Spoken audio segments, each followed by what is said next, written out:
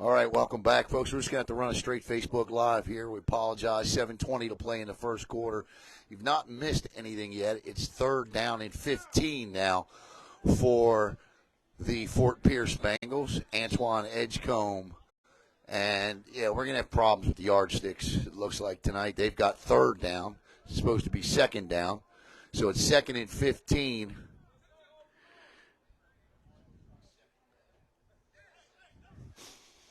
For Edgecombe, 6:53 to play. You're just going to have to rely on me to tell you the score and the time. Smith now to the right of Edgecombe. Looks. That's a fumble. No way. They're going to say incomplete pass, but that's clearly a fumble. His arm was not coming forward, but it doesn't matter because the ball goes out of bounds. But that's going to bring it. Should be 4th down and wherever that ball went out of bounds. But he was blindsided over there. Not sure what happened. Somebody missed a block, that's for sure.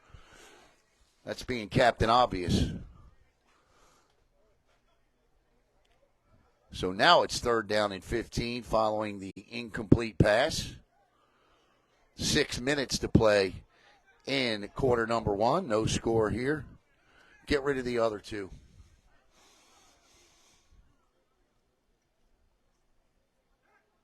Watch the play, though. Throws deep down the field. Caught at the 20. 15, 10, 5. Touchdown. Fort Pierce Bengals. That's a beaut. Tommy Mitchell on 3rd and 15. Edgecombe to Mitchell for 65, and the Bengals are on top, 6-0. Got it right? Yes, I did.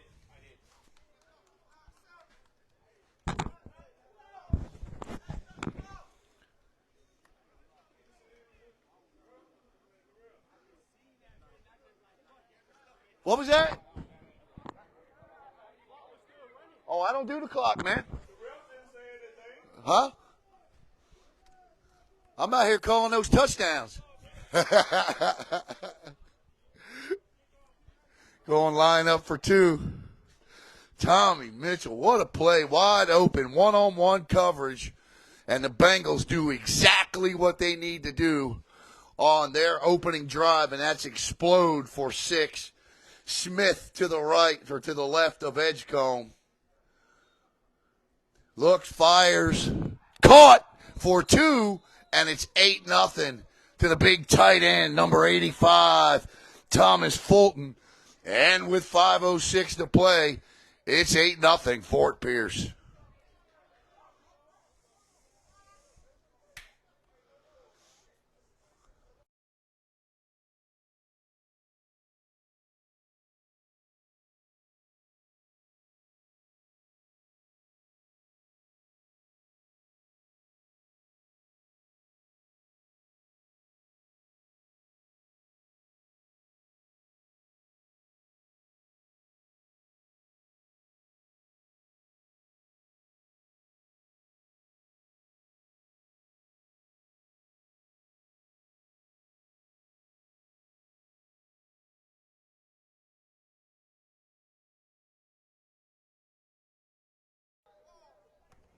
Welcome back to Khalil Mack Field, and the Fort Pierce Bengals on 3rd and 15. Edgecombe to Mitchell for a 65-yard bomb. And for the first time this season, the Bengals, I believe, score on their opening drive. Once again, we want to thank Big Trouble Loyalty Bail Bonds, family owned and insured. At Big Trouble, there is no trouble too big, and the loyalty to their customers is never too small. 24/7 service. They are there to help you and your loved ones go through the entire process and get released quickly. Check them out online at www.bigtroubleloyaltybonds.com. And here's the kick, and this one is a much better boot, and this will be fielded at the 10-yard line by number 4, and he gets out across to the 29. Nice return there by Jamontre Eluzma. And an even bigger hit by the big tight end that just converted the 2-point conversion, number 85, Thomas Fulton. And this is where the Stingrays will take over 1st and 10 at their own 29 in an 8-0 hole with 4:33 to play. Got to stop the clock on change of possessions with 4:30 to play in the opening quarter.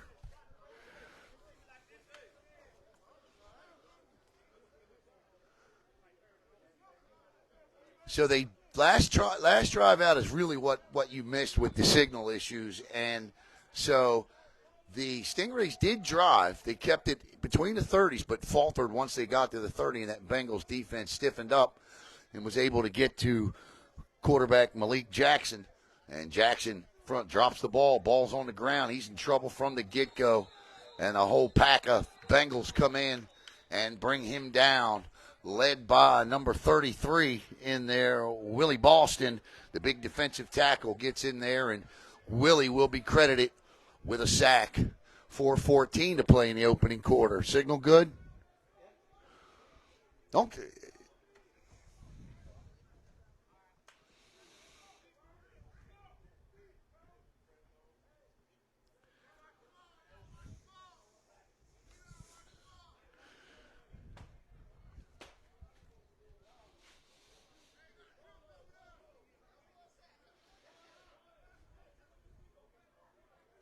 Second down and 13 for, that's a false start, and they're going to be, he did it, nope, he did it, nope, he did it, and we're going to see who the Whitehead says did it. Kendrick Gaskin, the defensive end, pointing at number 25, who I don't have on the roster.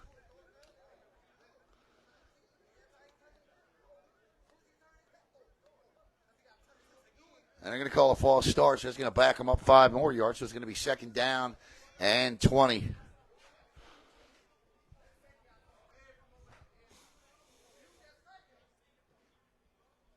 Second down and 20 here. Once again, Pool Boy Mafia, no job too small when it comes to pools. In ground, above ground. Check him out on Facebook at hashtag Poolboy, Poolboi, Mafia, Mafia. Second and 20 now for the Stingrays as Malik Jackson drops back, rolls to his right. He shakes one defender, 2 defenders, 3 defenders, and he is out across the 40 and close to, if he doesn't have a Florida Stingray first down and the sticks are moving. So apparently he does. So it'll be 1st and 10 right at the 40. So that 20 yards wiped out in the blink of an eye by quarterback Malik Jackson.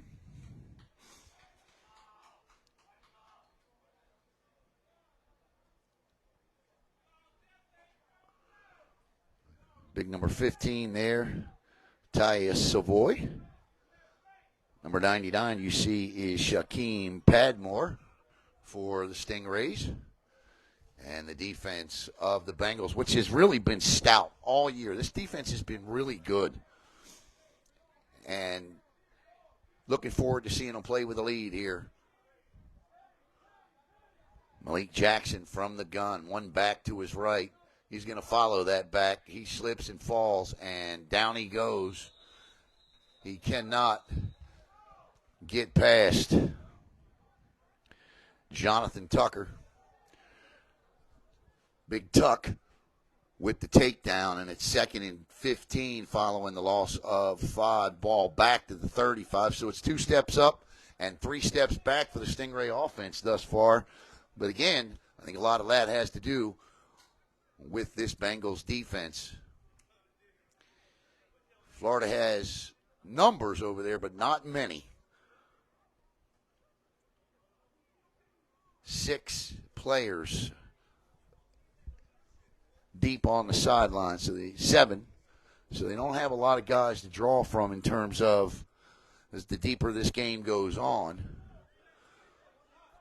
And the Bengals are showing all kinds of a blitz here through the middle, and they actually back up and don't bring it. Jackson rolls to his right, throws, and toeing the sidelines, and the referee says he made the catch, and a heck of a catch it is by number 3, Kyrie Savoy, for Savoy, his second catch of the night. And he gets out of bounds to stop the clock. It'll be 3rd down and 7 as we rapidly approach the end of the first quarter. A 65-yard touchdown pass from Antoine Edgecombe to Tommy Mitchell has the Bengals on top 8-0.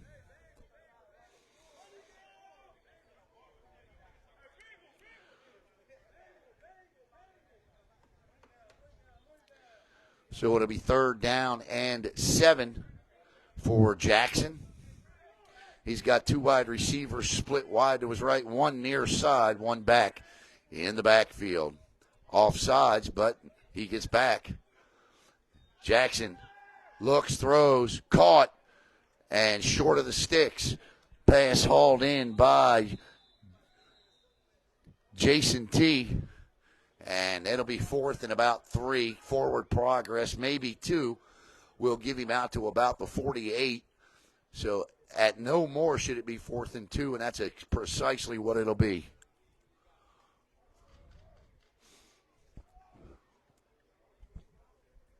And I like the fact that the Stingrays are going for it. 1:01 to play here in the first quarter.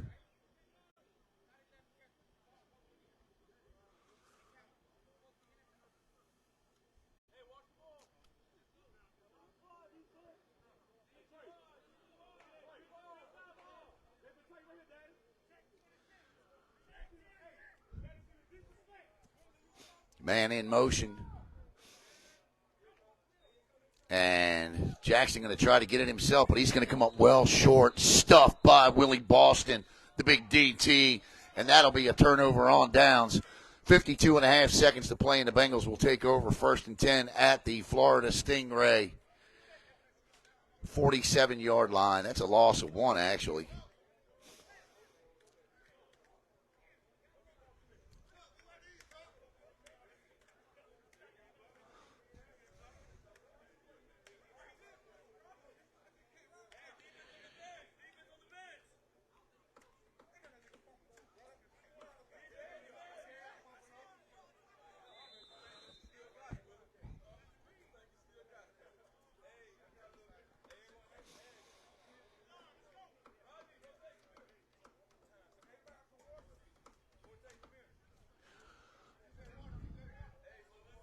First and 10.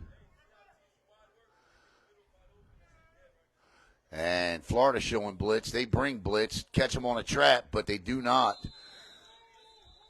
beat number 11, Joshua Curry, who gets in there and makes the stop. And that's a loss of 5, 2nd and 15 now.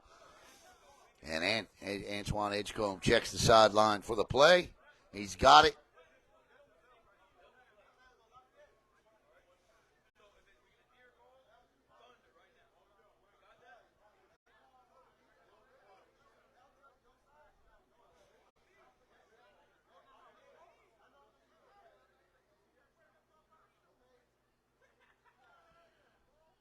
Second and 15.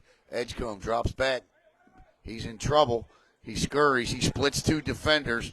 He's out across the 45. And he gets down after picking up 10, 11 yards. It'll bring up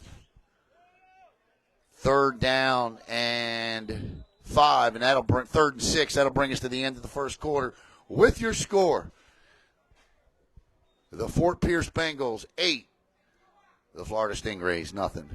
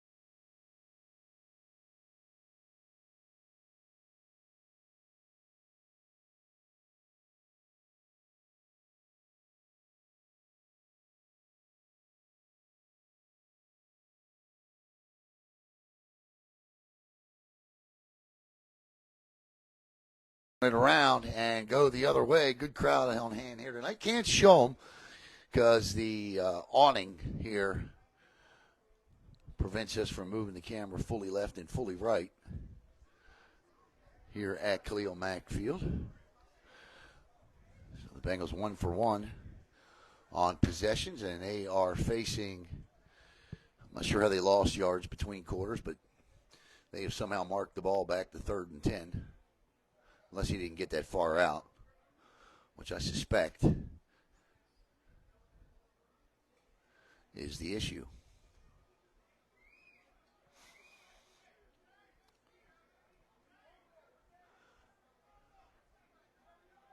I think they're going to replace the down person.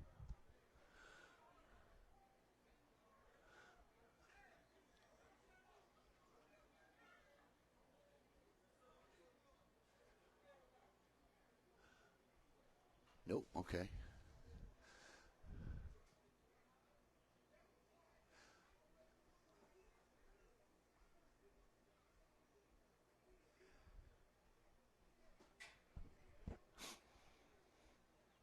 Should be 3rd and 6, right? Isn't that what it was? If they go where does it go where they stop sliding or where he initially slid?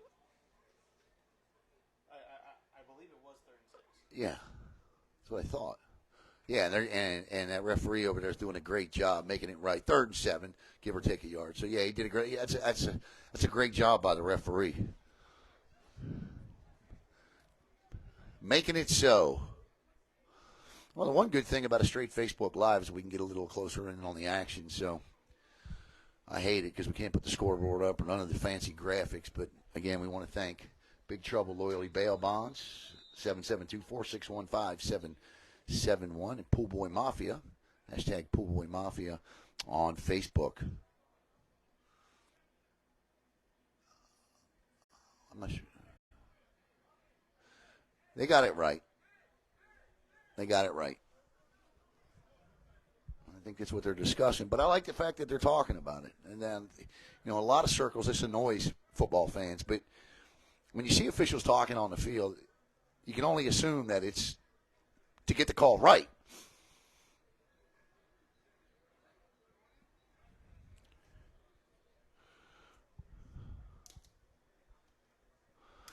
I think Meach is saying, I think it was 3rd and 6 is what Big Meach is saying down there. John Chandler, the head coach of the Fort Pierce Bengals. He's saying, how did we lose a yard?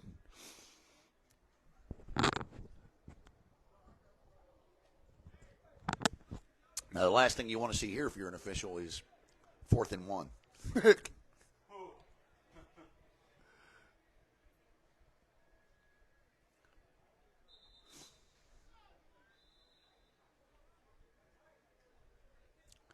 Saturday Night Football here on Brevard Sports Network. Thanks for joining us here.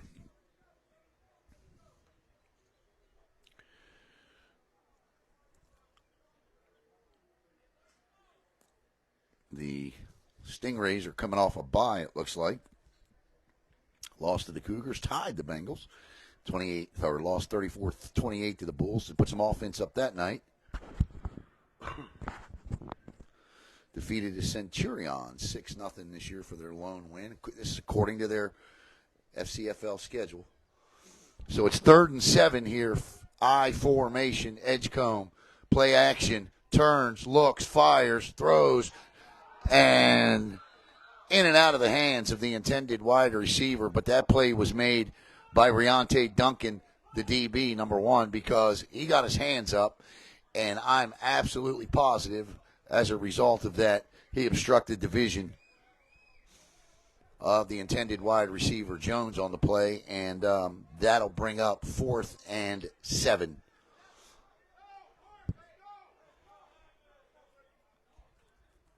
Now, I find it extremely difficult to believe the Bengals are actually going to punt here. Could they be pulling out a fake punt in the arsenal? But again, we've said on multiple occasions how well this defense is playing, so they could just be wanting to flip the field here and pin them back.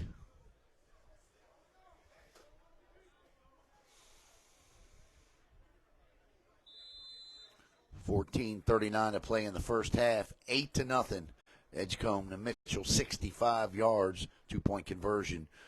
Good to Fulton, and they will punt. And that's a beaut, end over end, and right out of the end zone. So that'll be a net 21-yard punt because the ball will be placed at the 20. And with 14:31 to go, the Stingrays will take over, trailing by 8.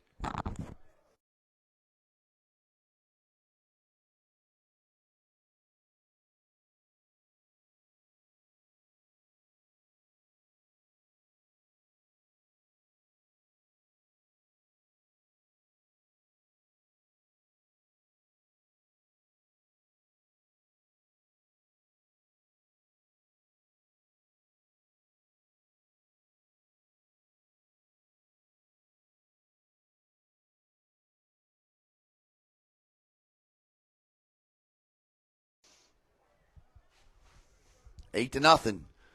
The Fort Pierce Bengals on top. 14:31 to play in the first half.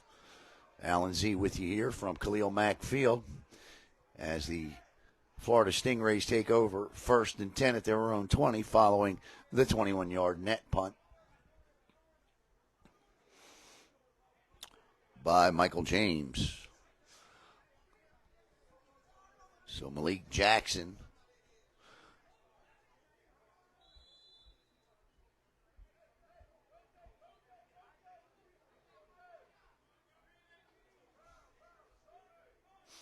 they've got 4 wide receivers, double split equally to each side, do the Stingrays, and 2 of them don't know the snap count and jump off sides. And it'll be 1st and 15 now. Luzma and Savoy, the guilty parties, from the wide receiver position, and we'll do first down all over again. So it'll be 1st and 15.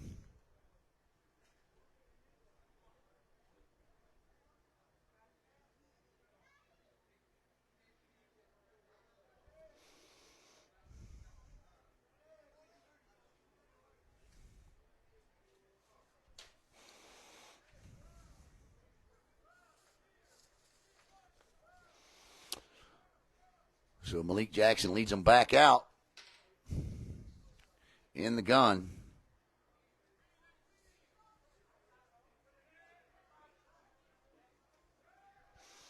Throws caught underneath by Savoy, and he'll be tackled by several Bengals defenders. He'll pick up 1 for Tommy Mitchell on the touchdown pass earlier. That was his first touchdown reception of the year, according to the stats. Now, I believe there is a game or 2 missing from here.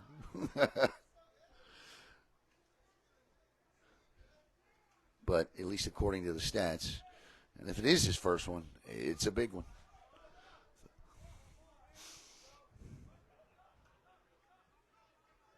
Edgecombe's 5th passing touchdown of the year. 2nd and 12 for the Stingrays. 13:40 to play in the first half. Corner blitz shown. It's brought. And up the middle with the quarterback keeper is Malik Jackson, and he'll go nowhere as number 75, Chris Ortiz, the center, is hopping off the field. And that's never a good thing.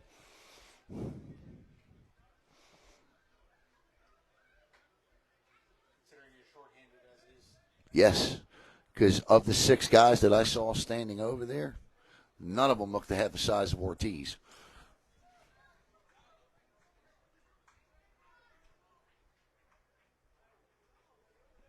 So it looked like number 17, Bryce Brown, came in.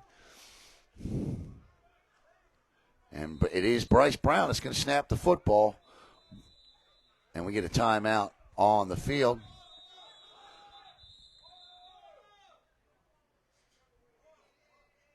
Timeout. Timeout, Bengals.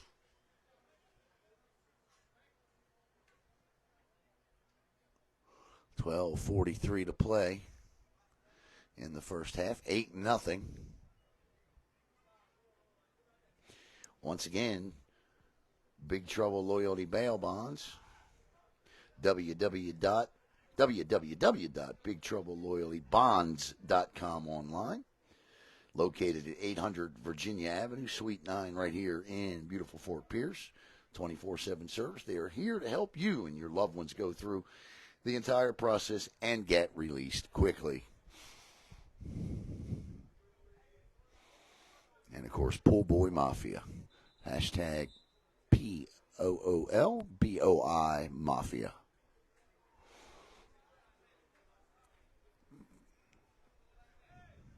Third down and 12 now for the Stingrays following the Fort Pierce Bengal timeout. They have 2 left here in the half, and it looks as though the decision to punt could turn out very well here if they can get a hold. Jackson from the gun. He looks to throw. He does, and wide open, but short. He's going to be short. It's going to be 4th and 1 now. Jackson with an unconventional throwing style, but you know what? It's pretty accurate. It's like he pushes the ball out there. It's a spiral. He throws a great spiral, and it's pretty accurate. So it's 4th and about a yard, maybe 3/4 of a yard here.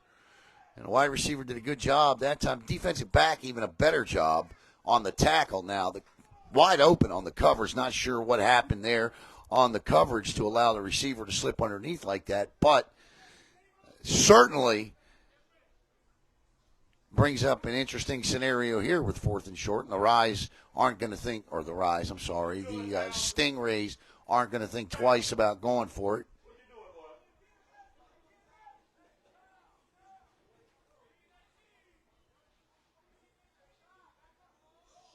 Jackson going to get up under center, and they're going to try and stuff him in the middle.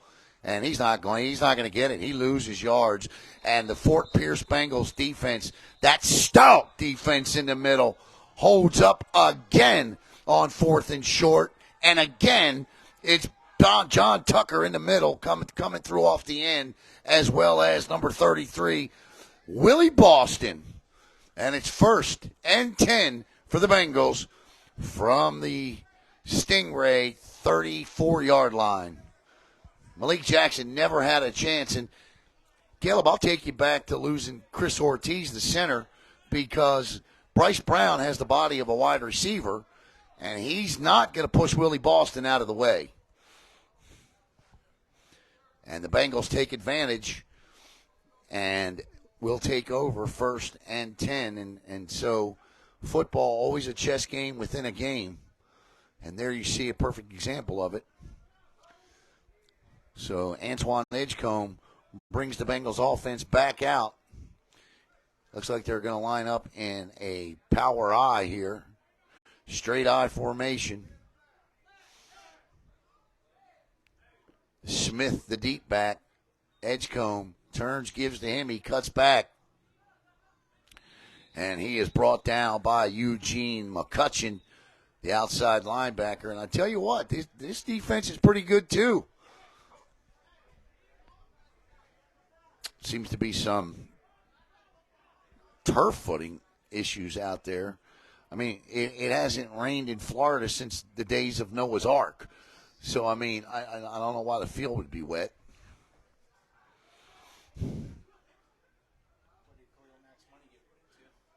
What? Well, I mean, it's just, it has nothing to do with it. It's just a slick turf. You know what I mean? I don't understand what you're saying. What do you mean? I would be thinking that with the big donation that was made. Oh, well, I mean, I guess upgrades. 2nd down and 15.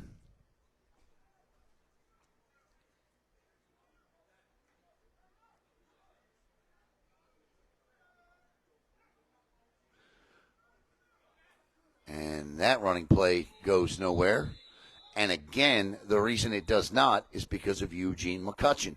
McCutcheon gets in there, and on 2 running plays, The Bengals have now lost 10 yards, and so much for me bragging on the rushing attack coming into this one. Because right now, it's the passing game of the Bengals that has them on the board. They can't seem to get past McCutcheon, the outside linebacker there. So 3rd down and about 22 now.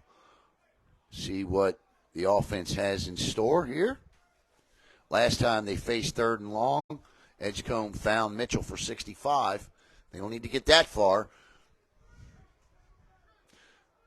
My man Speedy Knowles is in, split near side wide. And Edgecombe looks right his way, and he's in trouble. And he just gets rid of it, and that's intercepted. And still on his feet and cutting it back is Jamonte Aluzma. And Aluzma with a pick on a throw on the run. That's the first turnover of the night. And the Florida Stingrays have stung this Bengal offense here with an interception by Jamonte Aluzma. And they are in business, 1st and 10 at the Fort Pierce 33-yard line.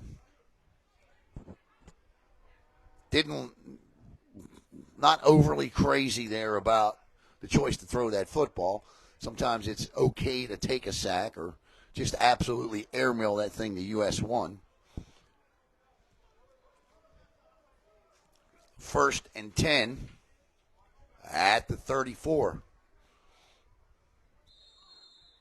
And Malik Jackson has short field to work with here, and we get a timeout. With 8:58 to play in the first half, Bengals on top, 8-0.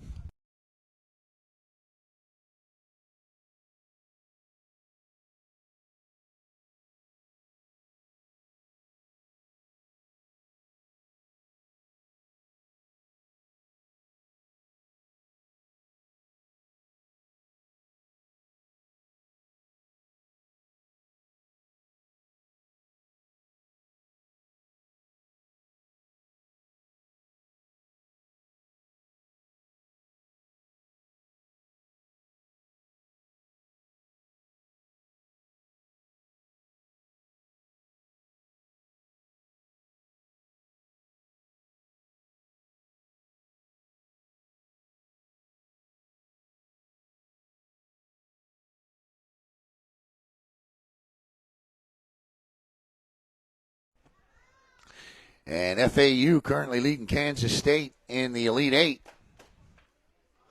The winner will advance to the Final Four. And FAU on quite a run. Speaking of quite a run right now, the Florida Stingrays, following the interception, have the ball 1st and 10 at the 34.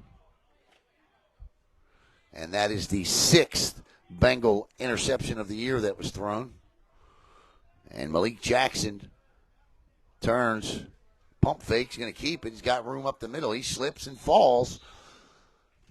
And again, the tricky turf makes the tackle.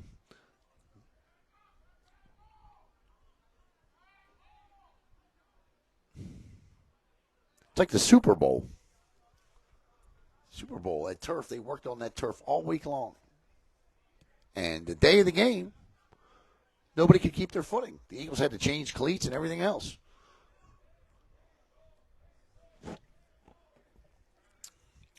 So if it can happen there, it can certainly happen here. 2nd and 8 for Jackson and the Stingrays, and blitz straight up the middle. And he dumps it out, little shovel. I'm not sure what kind of a pass that was, but it's an effective one because all the way down inside the Pool Boy Mafia red zone are the Florida Stingrays, and nearly crossed the line of scrimmage. I guess he didn't. And that's going to be 1st and goal to go from the 10 as Malik Jackson was in trouble, slipped out, found Shakur Gibbons, and Gibbons gets down. And is it goal to go, or can they pick it up? Nope, goal to go as the Referee on the far side says, back it up. This is the worst kind of goal to go when you're at the 10, but it does give you a little bit more field to play with. And this is where this Bengals defense stood tall nearly last time, turns, gives, and down again with slippery footing. That time, Jamontre Eluzma, who had the interception, slips and falls for a loss of 4, and it's 2nd and goal from the 13, 14-yard line now.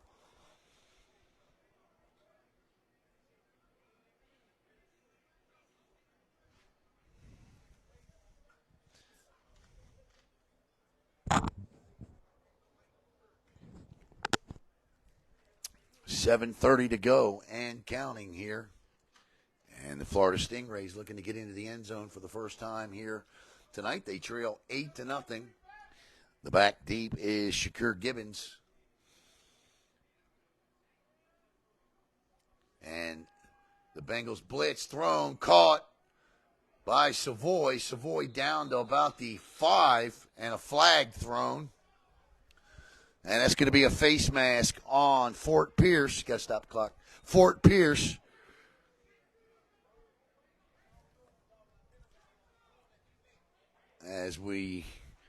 This is going to be a half the distance penalty. So it'll be first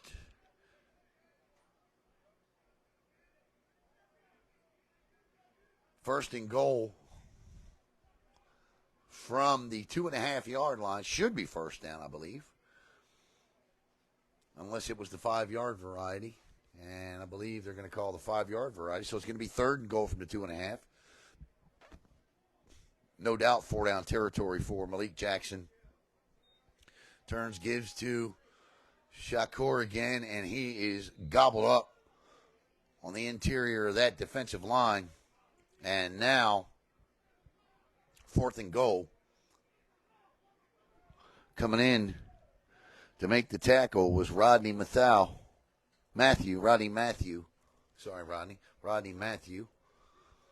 So Matthew comes up and makes the big stop.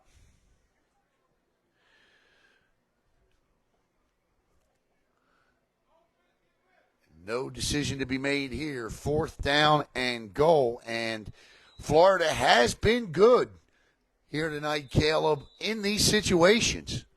So we get a timeout on the field with 6:15 to go in the first half. 8-0. Fort Pierce.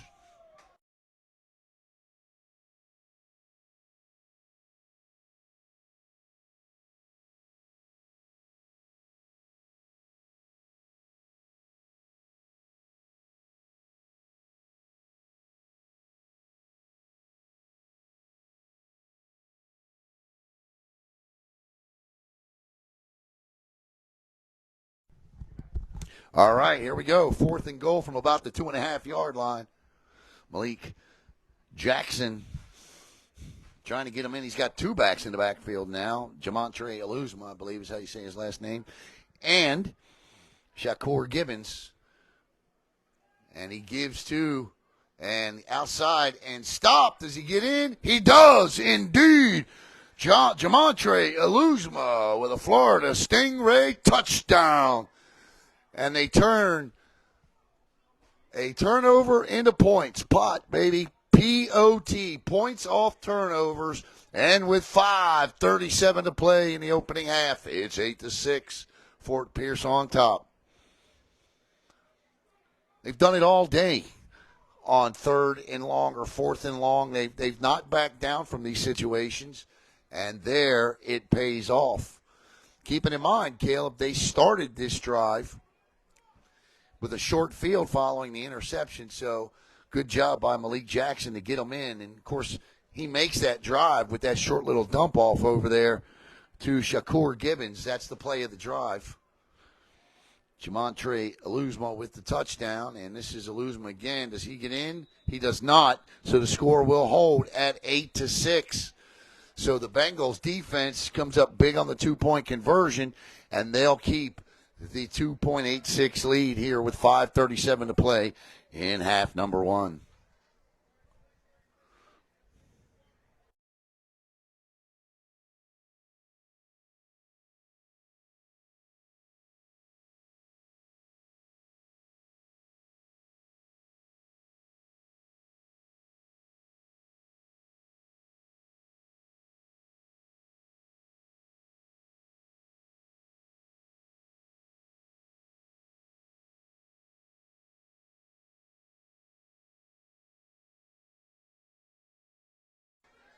So when you hear the broadcast with no audio, we're just simply muting it to get caught up on notes and things like that between the break. So Speedy Knowles and Tommy Mitchell are back deep, and the Florida Stingrays will kick off for the first time in this one.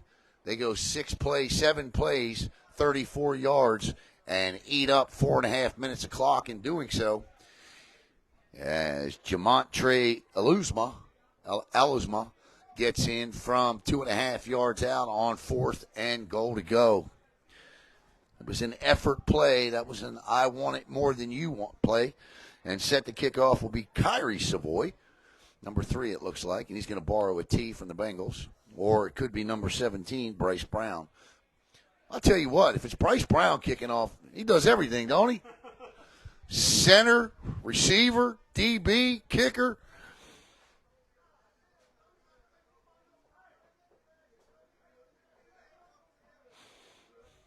(34-34) between FAU and Kansas State in the NCAA Elite Eight. And it's going to be Kyrie Savoy kicking off. 5:37 to play here in the first half. Savoy just drills this one down the middle, and it's going to end up in the hands of Speedy Knowles. Knowles out across the 25 to the 30. He's got a block. He cuts back to the 40, to the 45, to the 47. What do I say? Put Knowles in space, and he's dangerous. And there you see a perfect example of it. Speedy Knowles with a great return there, 36 yards. And the Fort Pierce Bengals will take over 1st and 10. Ball dead on the 50-yard line. 5:20 to go.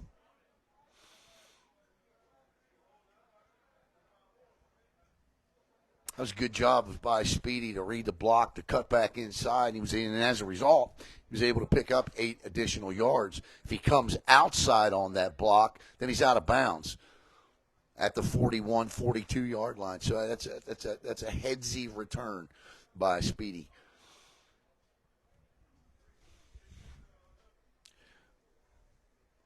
So to be a power eye once again with Smith, the deep back. Knowles in the slot on the far side. Mitchell near side split wide. 2 wide receivers to the right, 1 to the left. Edgecombe under center turns, gives to Smith, and the running game right now has no answer for the front 7 of the Florida Stingrays. They are averaging lost yards per carry at the moment. And the man responsible that time was number 26, Edward Fagan. It'll be 2nd and 15.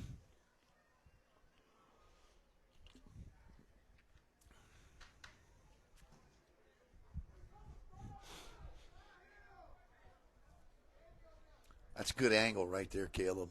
That'll help him with the game film, too. That's the other advantage of a straight Facebook Live. You can just use it for game film. 2nd and 15. Again, a power eye. Knowles this time lines up in the slot with Mitchell here near side. Edgecombe puts Knowles in motion, and he'll go back to the other side. And there are 8 men in the box, and that's going to be a false start. It'll be 2nd and 20. There are 8 guys in the box for the Florida Stingrays.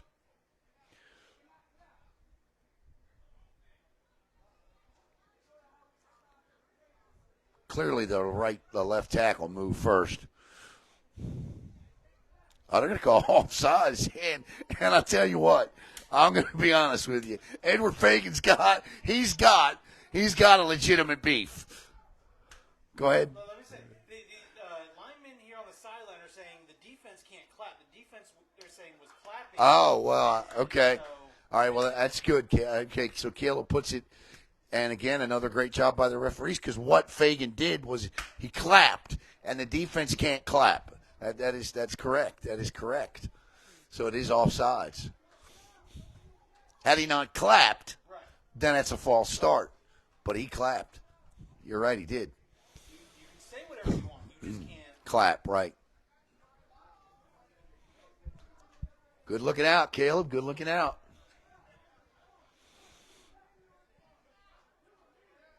Now they're talking about it.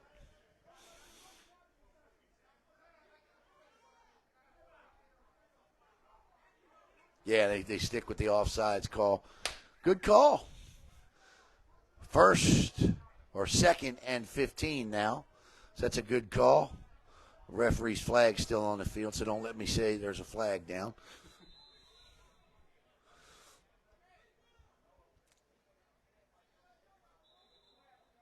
And the other referee realized it. Yeah.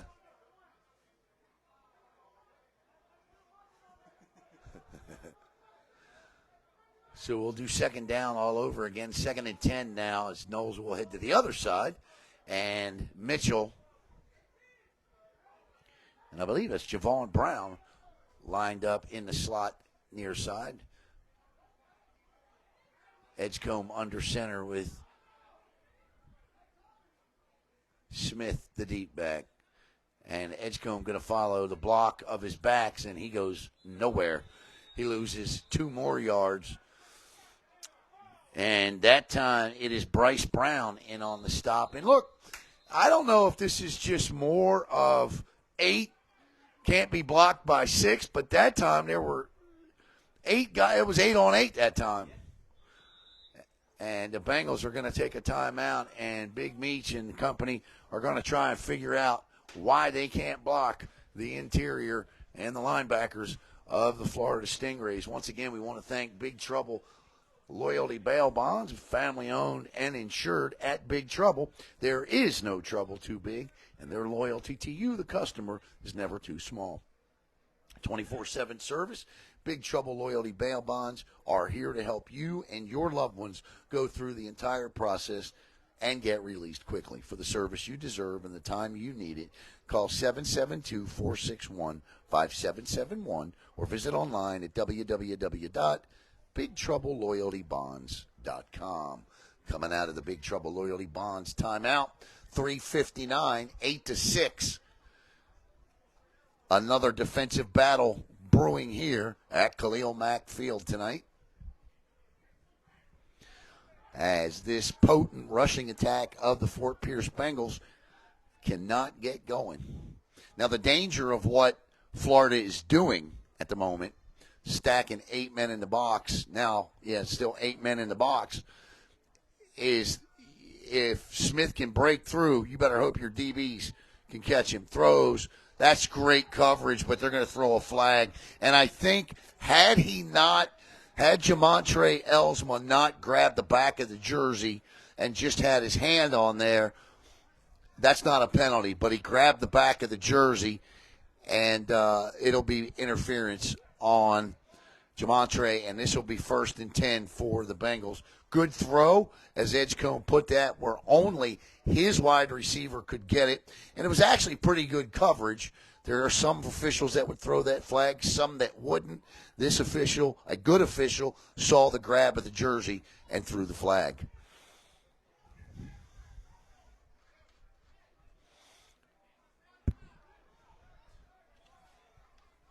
I'm not sure what they're walking off. Pass interference is a spot foul, right?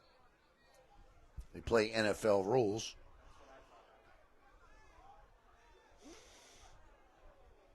Unless they tacked on something else here, which is possible, and we missed it. So it'll be 1st and 10 at the 25 now, following the penalties, I can imagine. They have tagged something on here, because the pass interference occurred at about the 35, and they added another 10.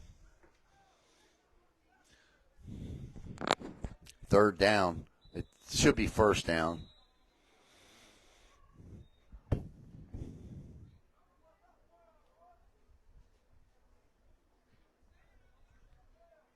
The yardstick reads 3rd down.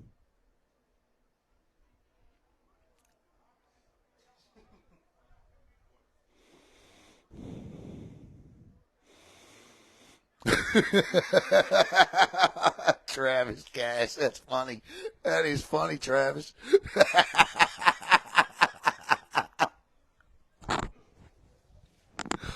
It's got me laughing up here.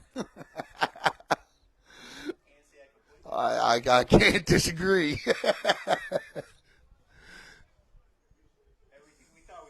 Everything we thought we knew. All right, 3:53 to go. I promise you it's first down.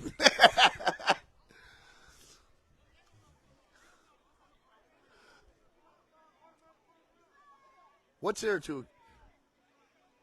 He's trying to explain to me why I guess it's third down. I'm going to have to hear this explanation myself.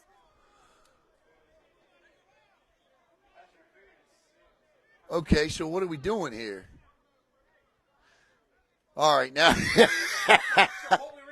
what we originally thought, right?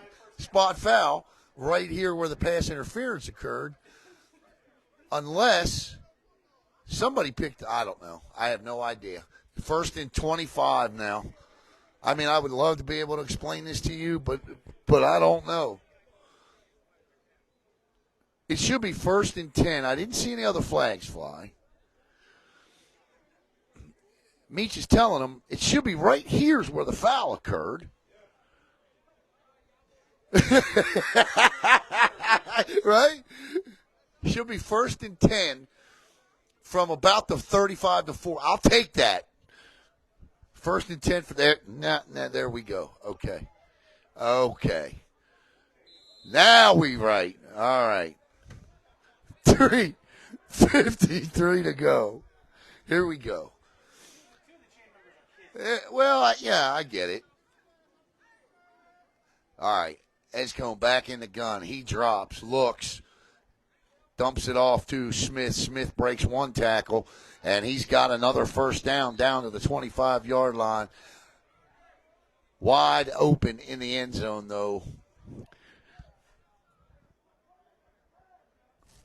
was one of the Bengal receivers. I can't see his number from here. Looks like 85. Thomas Fulton was all alone. But you picked up 12 yards on that, and it's first and 10 at the 28 now with 3:44 to go. You stop the clock. You save a timeout. So it's all in all a good decision.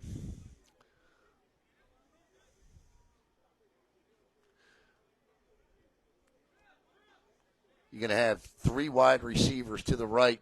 Mitchell all alone here on the left, and his coverage is deep inside. If I'm Edgecombe, I am eyeing this up unless the safety comes over. Let's see what happens here. And the safety does provide help. He throws across. Oh, I tell you what, he had him just a tad bit too high. Incomplete. The pass will stop the clock. It'll be second and 10, and he got safety help over the top, did number 4. So that took Mitchell out of the play. But one-on-one coverage was Fulton, and Fulton went back to the huddle and told his guy, I had him beat last time. Had him beat again on the inside to throw, just a little bit high. 3:37 to play now in the first half. It'll be second and 10. Obvious four-down situation for Fort Pierce here. Coming up at halftime, absolutely nothing. We take a little break. Been a rough one today.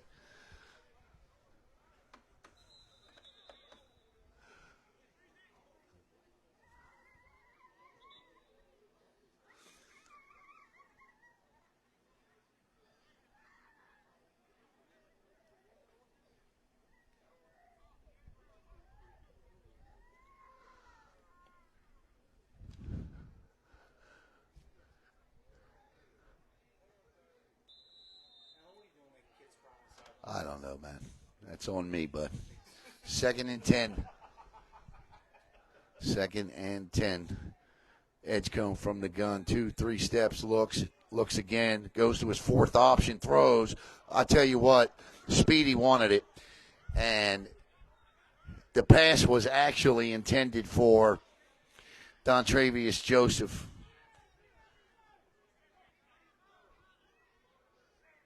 Or I'm sorry, that was intended for Dominic Walker. So that was intended for Walker. And Walker was all alone, but it wouldn't have mattered because we got a holding call on the penalty. But Knowles jumped up and deflected the pass. Somebody ran the wrong route there.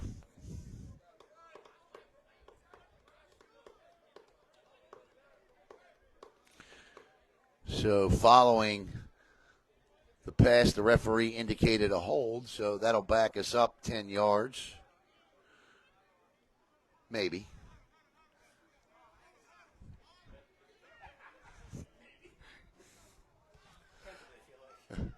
We'll see where the yardstick goes.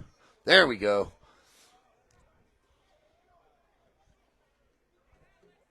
So it looks like it's 3rd and 19 now. It's got to be at least a 10-yard penalty. But okay. 3:27.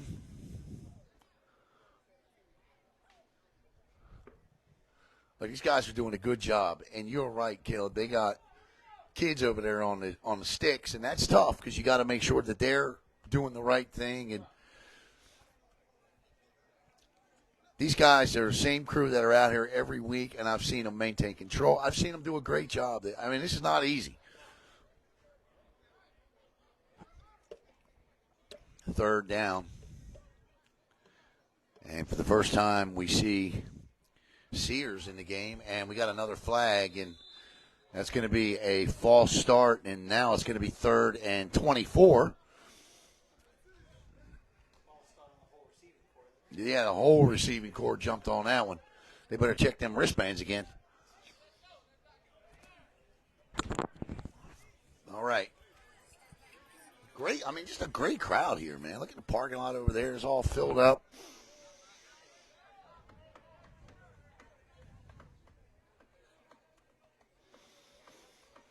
And you know what? This is really one of the first games of the year where it's probably sitting in the mid-80s. So that's going to take a toll. And I get what the Bengals might be trying to wear down that front, but they don't show any signs of wearing down. 3rd and 24 now with 3:27 to play in the first half. It's been 3.5 minutes to play for 10 minutes now. 8-6, Fort Pierce on top. Sears in motion. Edgecombe straight back, looks, fires, nice throw. Oh, I thought he had it. Mitchell was wide open, streaking across the middle. Thought, and he had Jamontre Aluzma beat by 3 steps. And Edgecombe knows it coming off the field. He knows it. He knows it. It's all you can ask. Well, I mean, you can ask him to complete it, but as long as he knows it, and he knows it. He's throwing the ball. I like the way he's throwing the ball in this game, and other than the interception, he's got a good trajectory on it. Got to settle down a little bit. He'll be all right in the second half. He really heated up in the second half of in the second half of that last home game we did. And they're going to punt again.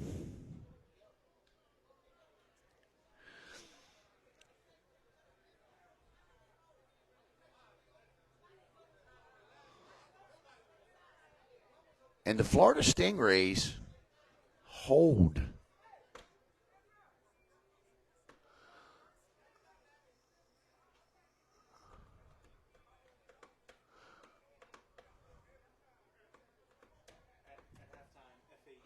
Yeah, I see that. 42-38 FAU.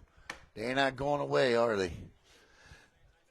Miami with a big win over Houston. They'll play tomorrow. Saw a meme earlier said NCAA officials thinking about the possibility of a San Diego State, FAU, Miami, and someone Final Four. As you say, none of this of what's going on in the NCAA was not on the bingo card. Was not on my bingo card, that's for sure. So it's 4th and 24. And the last time from this very same spot, the ball went into the end zone. So let's see what happens here, if we can get it to drop. Bad snap, scooped up. And, well, my goodness, to say that took, yeah, that hit a Bengals player. To say that took a Fort Pierce bounce would be understating it. That punt went about 8 yards and then hit the ground and just took off. Had it not hit a Bengal, that ball could have rolled into the end zone. 3:07 to play, and the Stingrays will take over 1st and 10 at their own. Let me see where they mark the ball here.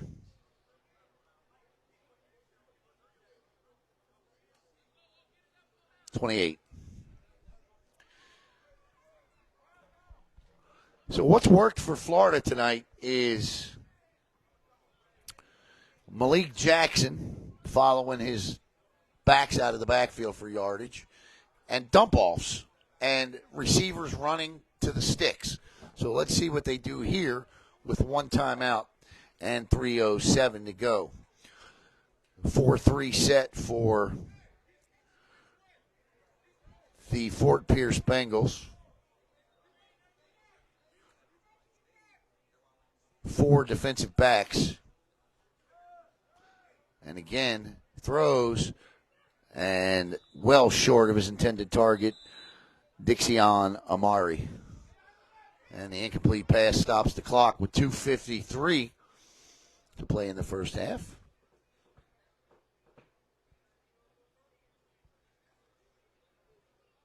Number 2, the corner for the Bengals, called the play. He called the motion as it just before it happened. Oh, did he? Yeah. Who did? Yeah, number 2. Harold Miller. He called. He said he's motioning this way. Well, 11 went motioning that way. Yeah.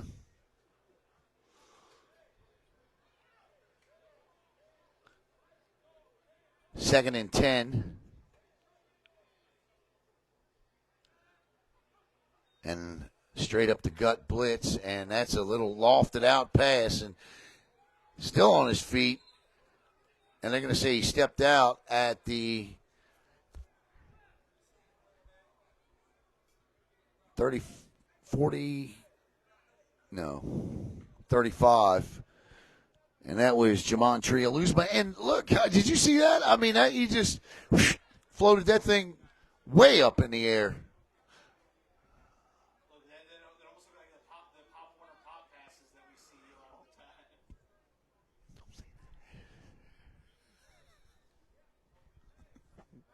Third down and 4 now.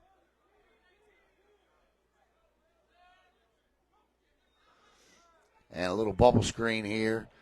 And he breaks 1 tackle, but he will not elude Tucker, the defensive end.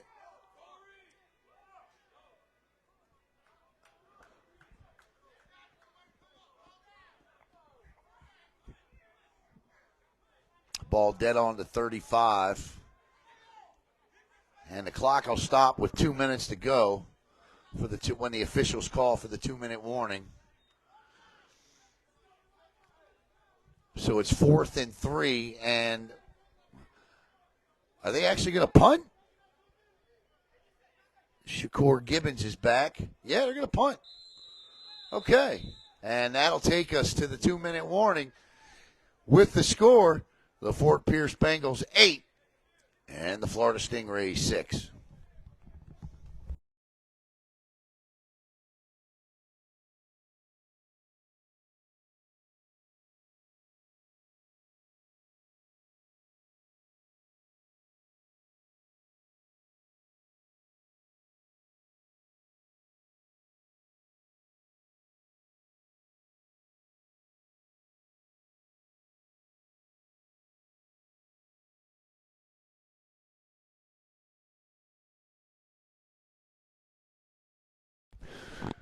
Right there, down by the fence. And the greatest defensive player in the history of the National Football League in the house tonight, Lawrence Taylor. Love that old school Lawrence Taylor jersey. Now, me, I'm an old school guy, right? So I'm from Baltimore. I grew up in Baltimore. Was an old Baltimore Colt fan. Now, obviously, now a Baltimore Ravens fan. So I'm all about Lawrence Taylor. Because when you grow up in Baltimore, you're about defense because, until we got Lamar Jackson, we were never in offense. And, well, it looks like we're going back to defense again. But Lawrence Taylor was the man. And you could argue Ray Lewis, but I'll never argue Lawrence Taylor under anybody in the NFL history ever. Ray Lewis was great, but he was no Lawrence Taylor. 4th and 3. And they're going to go for this now. As Malik Jackson follows a block, he cuts it back, and this is going to be close. Very, very close. And Caleb will zoom in because it's going to come down to a measurement here on where this ball is. And they're going to, no, it isn't. They're just going to give it to him. And a huge gutsy run by Malik Jackson.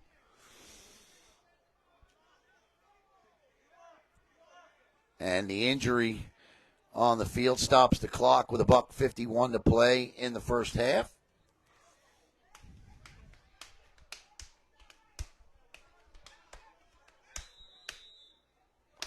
And the referee gives the old first down signal, no measurement needed. What a play. They were going to punt before the timeout, took a timeout. Well, they didn't take a timeout. It was a 2-minute warning. Talked about it during the 2-minute warning, and then went for it.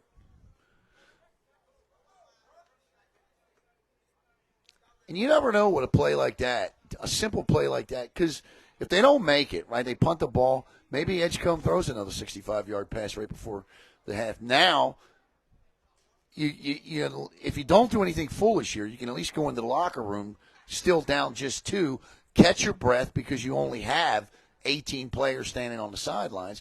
Catch your breath, get refreshed, get hydrated, come out, and you got a shot to win this. And if you're the Fort Pierce Bengals, you have to go in at halftime. You've got to fix what is currently ailing that rushing attack because the inability to wear down a 16, 17, 18-man team in this type of heat is, not helping your cause. You were hoping to come in here knowing they weren't bringing a lot of numbers. Maybe you want to beat up that front 7, but you're not able to do that so far as the Stingrays have the advantage there. Negative rushing yards in the first half for the Bengals. So you've got to fix that rushing attack at halftime.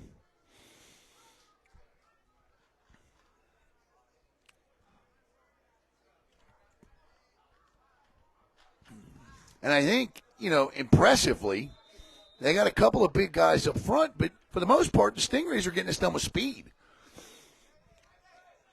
All right, 1st and 10, 1:47 to go in the first half. Malik Jackson, let's see if they take a shot here. 5 defensive backs in for the Bengals. Jackson looks, all kinds of time. And now he's going to take off with the football. He is out to the 50-yard line. Malik Jackson ordered an appetizer back there and then took off. 1:23 to go. They say wind the clock, and here we go. But to the Bengals' credit, they didn't let anything get behind them. And that's what you don't want to have happen here. Kept everything in front of him. That's a corner blitz.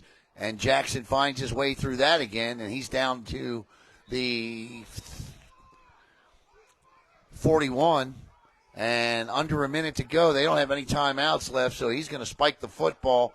Now, the thing you got to be careful of here is everybody's got to make sure they're set. He fumbles the snap, and he's down. So it'll be 3rd down and 15 with 42.1 seconds. But you get an opportunity to set for 2 more plays here.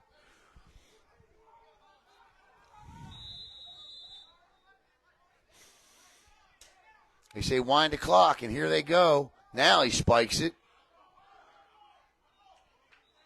I'm not sure what that was. That's a fumble. Okay. Somehow that ended up a fumble. And that's going to be 1st down back. So good job by the Bengals, however that occurred. It's the Greg Schiano. You know what I'm talking about. Yeah, the Greg Schiano. Right. The Bengals end up with a football. And you know what, Caleb? With 34.3 seconds left and a timeout, I think, in their pocket, take a shot or 2 here.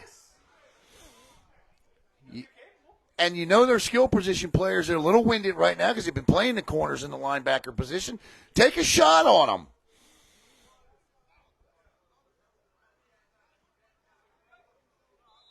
As I said, Edgecombe's got good trajectory on this football tonight. Got to find the accuracy a little bit, but he's certainly throwing it well deep down the field.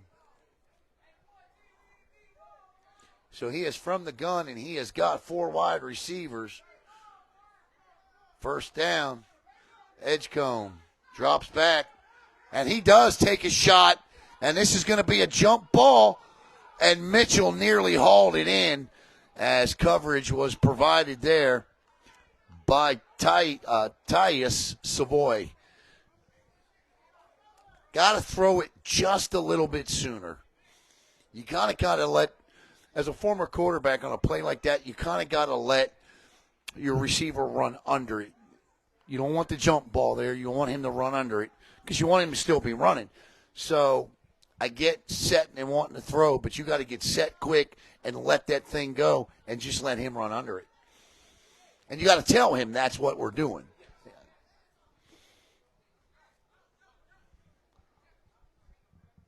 So you got Knowles in the slot. Where is Mitchell? So Jones lined up near side wide. Edgecombe from the gun. 2nd and 10, 25.4 to go here. As the blitz is coming and down goes Edgecombe on the slippery turf. And now, well, what I was going to say was with 19.4 seconds left and a loss of 10 on the play and 3rd and 20 from your own 35 and a 2.8 to 6 lead, you may just be better off taking a knee here and going to the locker room. But if you've burned a timeout, chances are you're probably going to try and run a play. So we'll see how this plays out.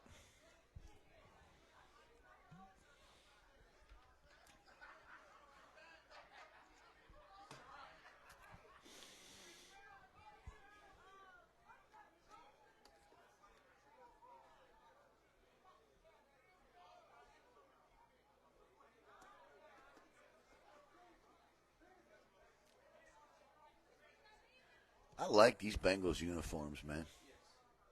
Some of the best looking uniforms I've ever seen in minor league ball here.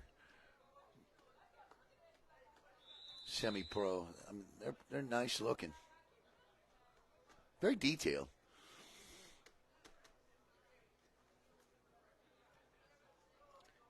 As a broadcaster, if I ever had a request for Big Meech on the future, I would take out one of the inside lines, you know.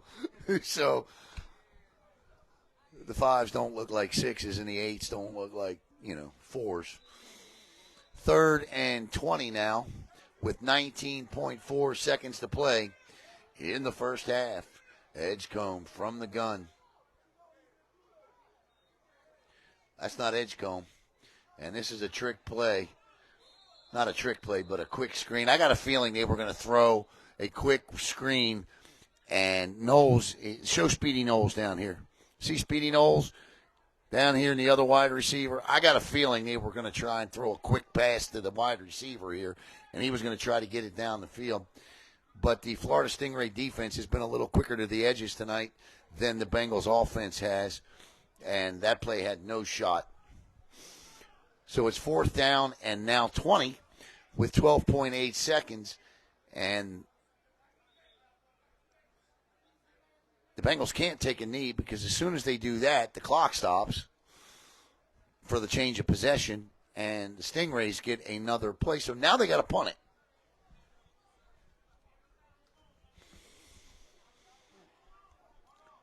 So now you have to punt it, and back deep is Riante Duncan for the Stingrays.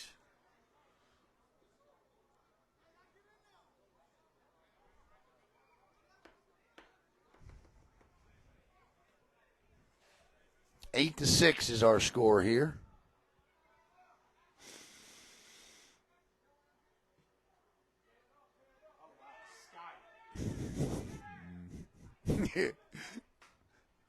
That's a good one. And that'll take us to the end of the first half. Laughing. 17 for half. So we'll be back in 17 minutes. You're laughing at me on the semi-pro com. What do you call this ball? Seriously, is it semi-pro? Is it mine? What is it? When I played, I always said I played adult league football is what I said. That's about. Yeah, that's what I always said. That's about the quality. I never know what to call it. Well, hey, the last pro game I did well. Right, exactly. So, all right, 8-6 in what has become a defensive battle here. We'll be back to Khalil Mack Field in about 12 minutes here on the Sports Network.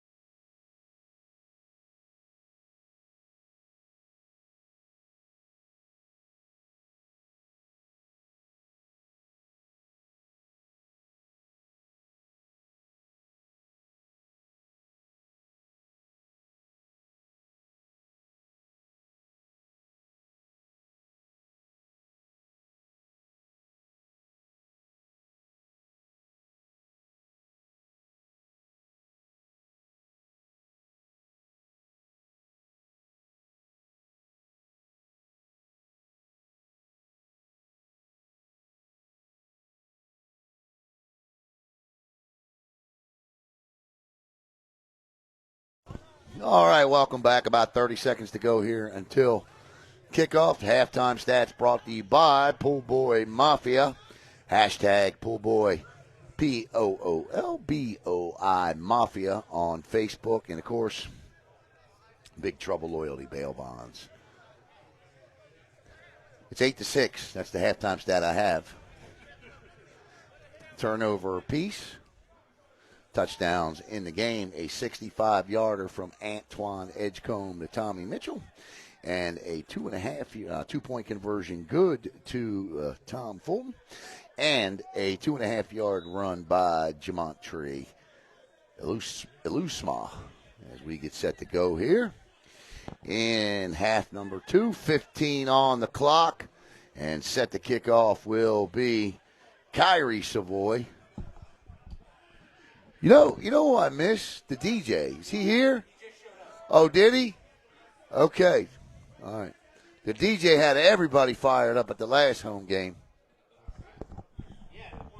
He did get a couple warnings. he did. He's funny. He's funny. All right, let's check in on FAU and see what's going on there. From covering the NCAA tournament last week, I can tell you right now, those half times, brutally long. Brutally long. And they put stuff on the screen to try to make it seem less. 57-50. It ain't going well right now for FAU. K-State's good, man. They are good. Ain't nobody from there watching. I'll say congratulations to the Eastern Florida State women's basketball team.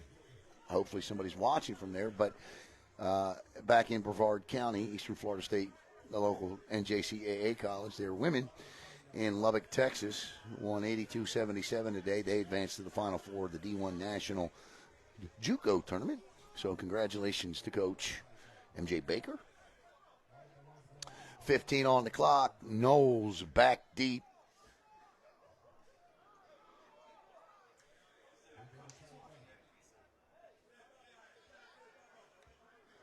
Along with number 19, D. Joseph.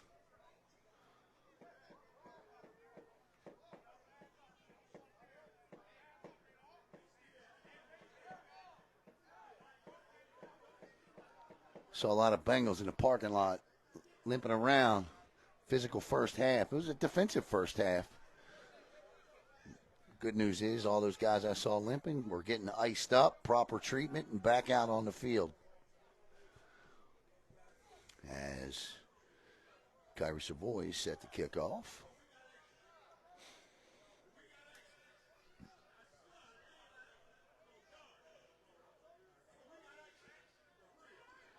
Here we go. 8-6. Bengals on top of the Stingrays. Alan Z with you from Khalil Mack Field. And this one is drilled right down the middle and takes a wild hop and picked up by Joseph. And he is out across the 20-25, still on his feet, and brought down at the 27-yard line. And this is where Antoine Edgecombe and the Fort Pierce Bengals will take over. 1st and 10. See if there were any adjustments made to the rushing attack for the Bengals. Negative rushing yards in the first half. That Florida Stingrays defense was fast off the edges. Now, they do have some size up front in Shaquem Padmore, big number 99, big number 56 as well, Trey Prater. Number 2's got a little size on him, too. But guy doing a lot of the damage in the first half was McCutcheon, Eugene McCutcheon, the outside linebacker. And I would imagine 26 as well, linebacker, Edward Fagan. So the Bengals, ball at the 26-yard line.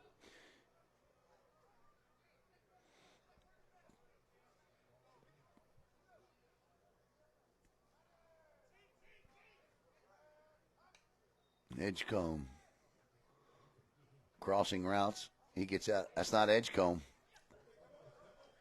He's still on his feet, and oh my goodness gracious. Well, the quarterback,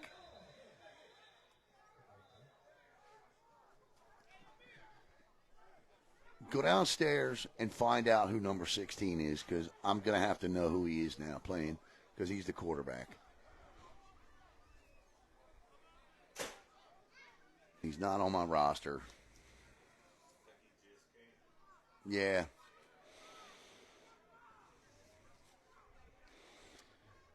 And I ain't going to sit here and say 16 completes a pass. But 16 is sacked officially. But I mean, he ran into the wall known as Trey Prater in there, number 56. We were just talking about Trey. Trey comes off to catch his breath for a play, and maybe here's where you try to take advantage of something.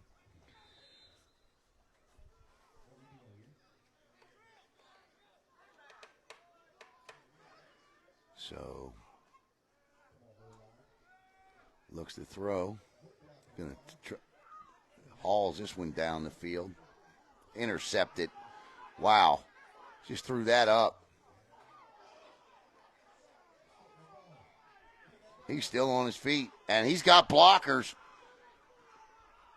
And he's still on his feet all the way down to the 15. What a run back by James Anderson.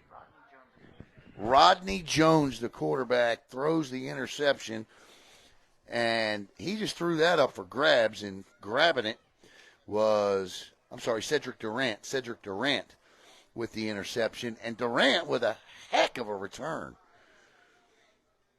Rodney Jones. Rodney Jones? Okay.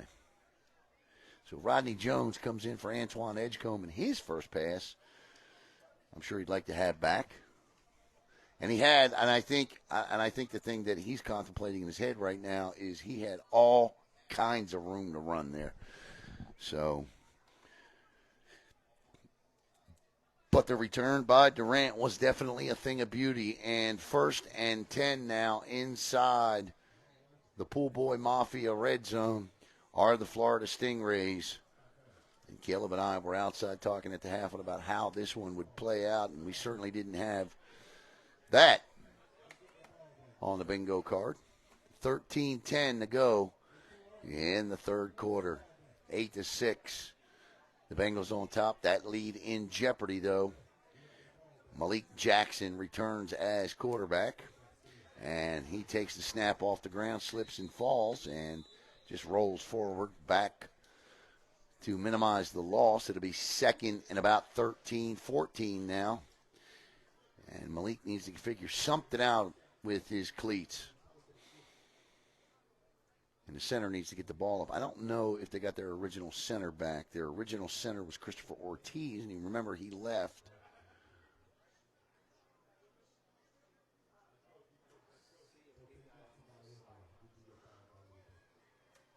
Yep, nope. Ortiz is still standing over. Yep, good call by the referee in the booth here. He's still standing over on the sideline, so can't really blame the center.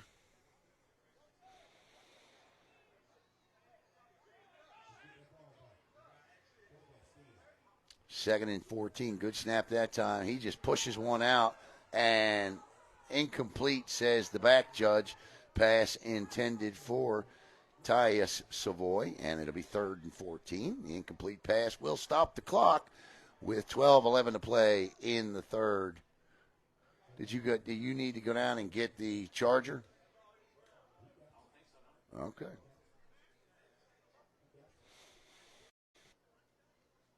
What's that? Well, you'll do it on the kickoff. 3rd and 14.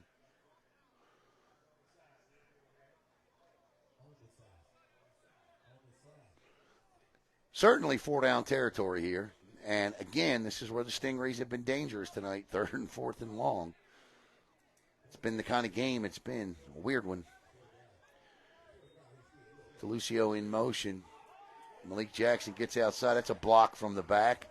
And the referee, is he going to throw it? He's reaching. He does not throw it. And I think Kendrick Gaskins has got a legitimate complaint there. and that's going to bring up 4th and 14. He was blocked in the back, pushed to the ground. So a big play here. They can bail out their quarterback if this defense can get a stop. And it's been the one constant for the Bengals this year has been this defense.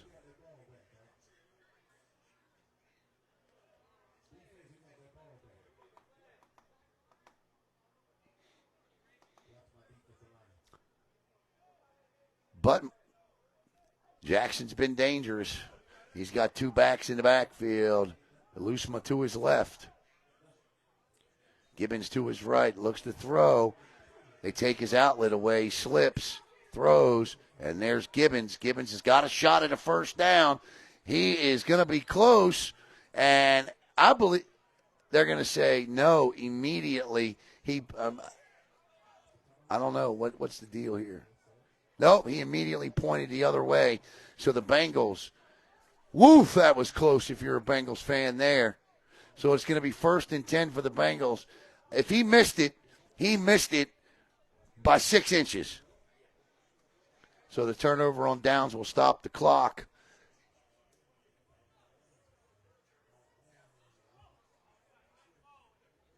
$11:41 to go here. And Rodney Jones, I think, has come back out.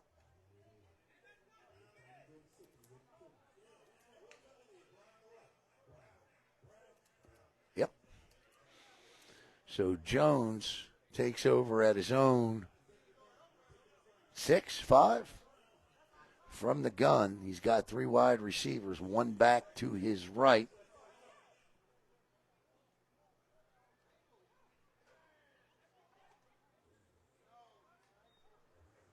Rolls in the end zone, throws wide open across the middle, and too high for his intended target. Thomas Fulton, 2nd and 10.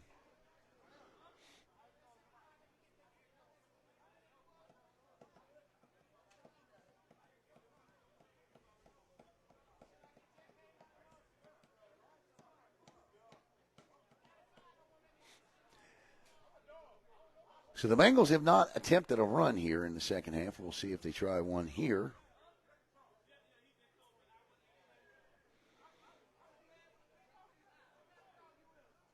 Jones again from the gun, looks to throw, tries to get out of trouble, and ball's out. Ball's out, recovered in the end zone, and it's going to be a safety. A safety on the turnover, and it's going to be 8-8. With 11:26 to go. And Jones had the ball down by his hip, got hit, lost it, and recovered in the end zone, luckily by a Fort Pierce Bengal player. But they got to give up 2 points, and we're tied at 8. And I tell you what, with just 18 players on the sideline, the Florida Stingrays right now certainly holding their own here. And an auspicious start, unfortunately, for the new Bengals quarterback. An interception and a fumble on the first 2 possessions.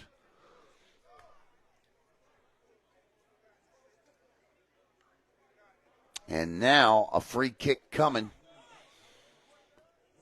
to the Stingrays.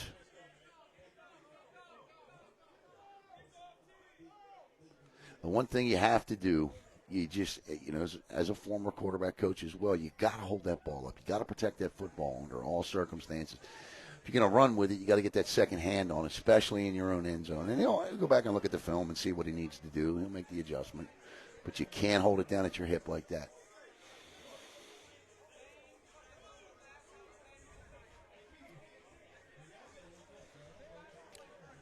But he knows it. 11:26 to play in the third. And I think the Bengals are just going to opt to kick off here.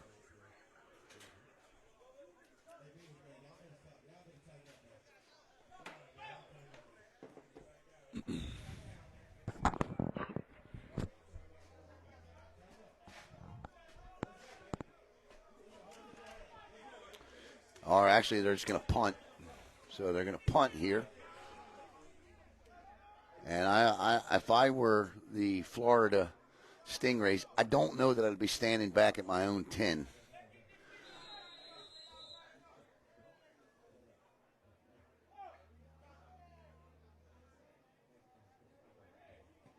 Well, maybe they should be. That one's going to bounce at the 25, picked up at the 20, across the 25-30, and he is stuck, and I mean stuck hard, at the 30 by Tommy Mitchell. So Mitchell with a touchdown tonight and a big stick there on special teams. And let's see here who we get. I believe Antoine Edgecombe is down on the sidelines with his shoulder.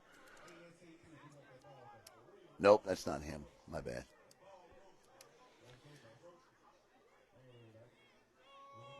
All right, so we got us an 8-8 game, and guess what, folks? That's exactly where these two teams were the last time they met through 60 minutes. 8-8. As Malik Jackson brings them back here. 11:16 to play in the third. Jackson with the back in the backfield. He's got doubles split equal to each side. And the man in motion is Telusa. Oh, my goodness gracious. You couldn't get in any quicker than that. And he's got to be offside. He was in there so fast. I mean, that's a great play if it's onside, but there's a flag down, and it's going to be offsides on the defense. So it'll be first down. I mean, to get in that fast is almost nearly impossible not to be offside.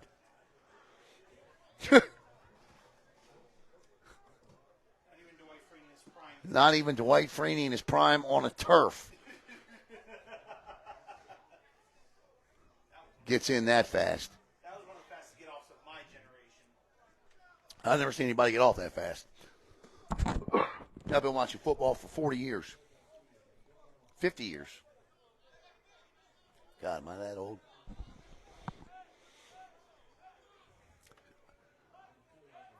All right, for some reason, this yardstick hasn't moved, but it should be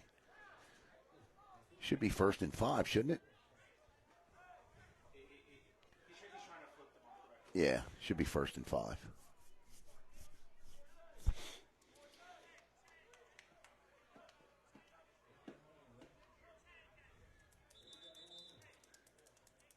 Trey Prater's back in at left tackle.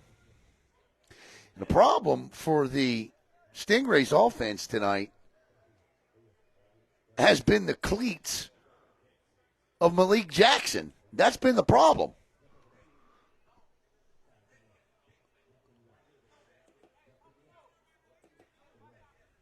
The refs are asking Meach to get 2 adults to get on the chains. Yeah.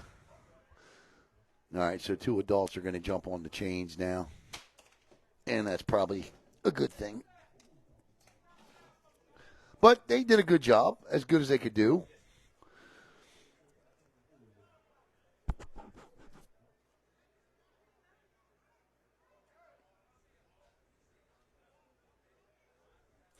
Or at least the adult's going to stand over there and assist. And I think that's at the request of the coach for Florida. Should be first down, right?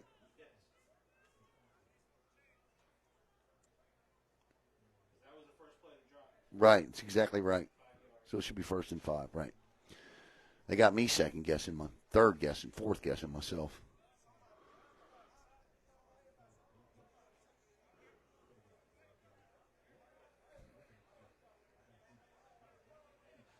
If you like sports talk, tomorrow night at 7:30 on Brevard Sports Network, join us for Mouth and Off Sports Talk, where we talk about all the great issues and not great issues going on in sports.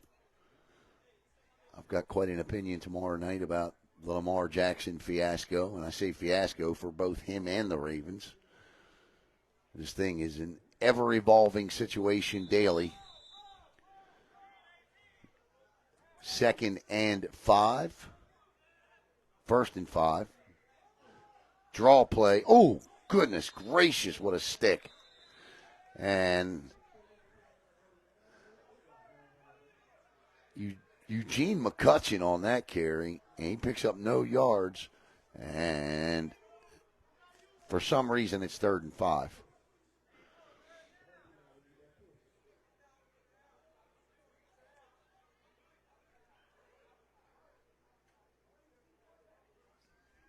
Third and 4. I got to go with what the stick says. I mean,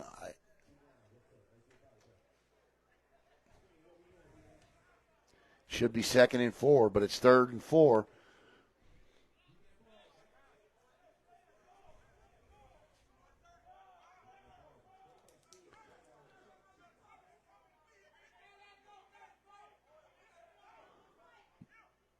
Lose my in motion.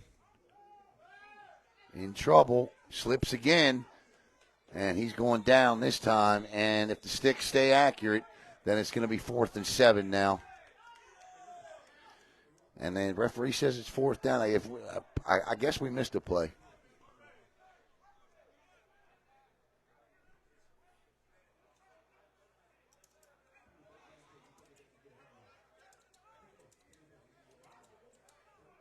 So it's 4th and 6.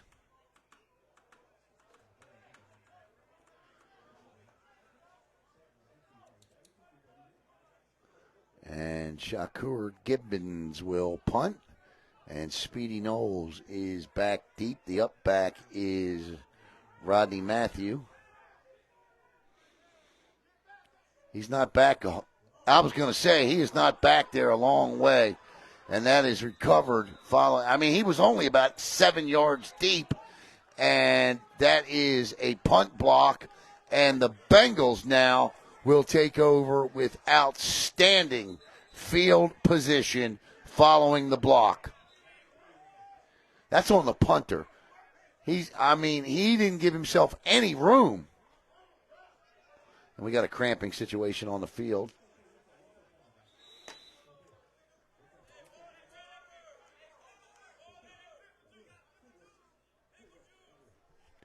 As the cries for the pickle juice come. Mustard, pickle juice, vinegar. Everybody's got a remedy. Salt under the tongue. Everybody. Middle of the night, I get up screaming, throw some salt under my tongue. Wake me up in the dead of the night with Screaming. How many bus rides have you been on as an athlete coming back from a game where all of a sudden you're woken up out of the middle of your sleep with one of your teammates on a dead scream? Scare the hell out of you.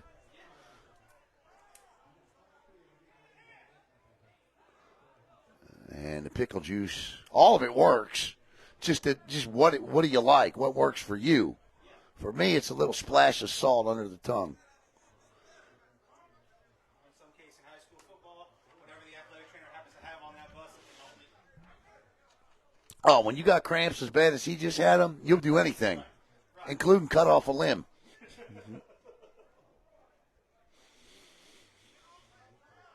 Goodness. Sometimes sometimes those cramps, they get so bad. I mean, you just literally feel like you're whatever's going on inside of there is growing on the inside. I mean, it's terrible. And then you laugh about it after it's over, right? You go, can you believe I was in that much pain? Yeah. Yeah.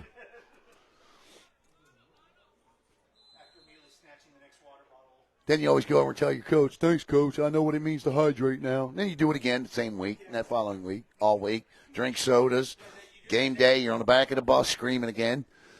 So it's 1st and 10 for the Bengals. And back in at quarterback is Antoine Edgecombe.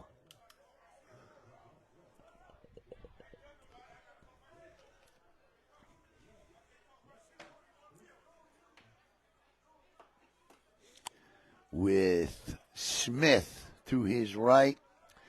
Doubles. They're not split equally, so they're not doubles. 4 wide receivers. Speedy Knowles in motion. Jet sweep coming to Knowles. Read perfectly. And Knowles nowhere to go because he had no blocking over there. And Coming up to make the stop is Jason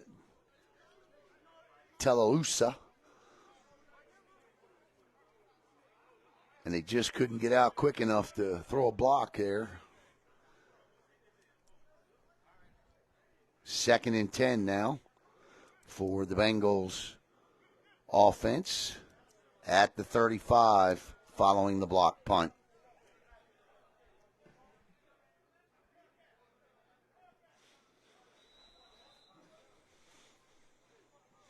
I make it 2nd and 11. He did lose a yard. Edgecombe, 8:25 and running here.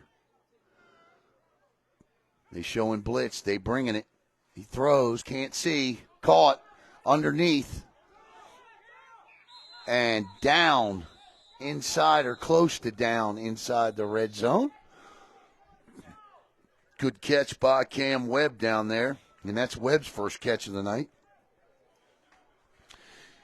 As the Bengals are now inside the Pool Boy Mafia red zone here with 7:50 to play in the third. An opportunity to put some points on the board. We are tied 8-8 here in the third. First and 10 at the 19. Edgecombe back in at quarterback. Smith to his left. 4 wide receivers, 2 to the right. The 2 to the left are stacked up a little closer to each other. Edgecombe, looks like the Bengals have abandoned the run. Nope, as soon as I say it, they hand off. And Smith with a hole right wide up the middle. And Smith all the way down inside the 5 to the 4. And it's 1st and goal for the Fort Pierce Bengals. Great run by Smith.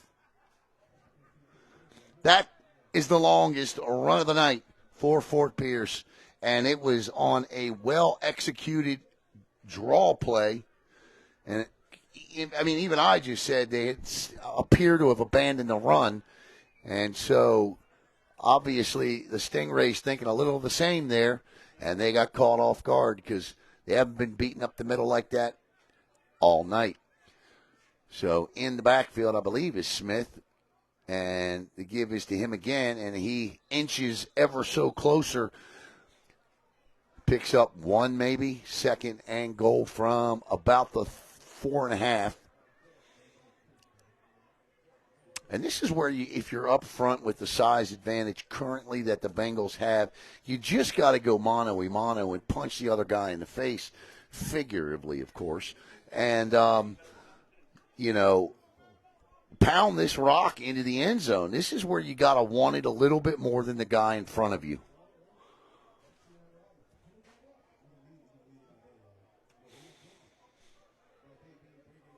Edgecombe with Smith to his left. And a quick pass over, caught on the screen, and immediately dropped for a loss of 4. Get a number on number 10, Cam Webb again, and Webb loses yards on this one, so all the way back to the 8, so it's 3rd and goal from the 8, so 4-down territory here. I don't know if they have a field goal kicker, so the bottom line is if they do, 3 points could be very valuable here in an 8-8 game, especially when you played these guys a month ago and your final score was 8-8.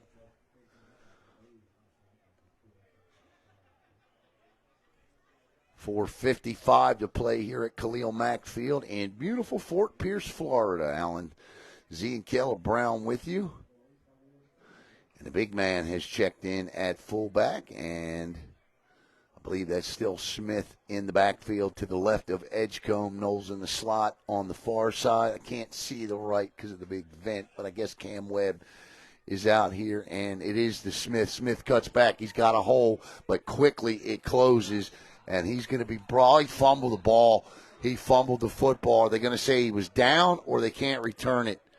This would be an unbelievable turnover. What are they saying here? All right, so they're going to say Smith was down, but it's still going to bring up 4th and goal. He had a hole, and it closed very quickly.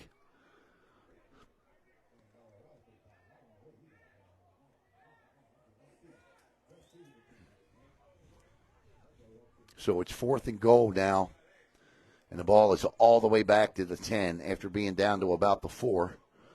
So they've lost 6 yards in 2 plays, and now I got to think they are throwing the ball here. Edgecombe with Smith to his left. Number 2 is split out wide right. It's Harold Miller. Edgecombe throws. Overthrown, incomplete. And with 4:20 to play in the third, a turnover on downs as the Florida Stingrays defense holds following the block punt. And the Bengals are unable to cash in here.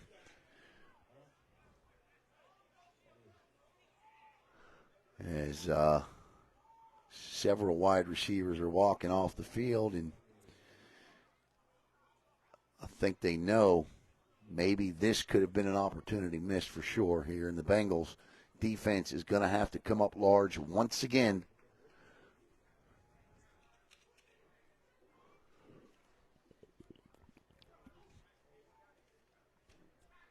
All right. 1st and 10 now for Malik Jackson.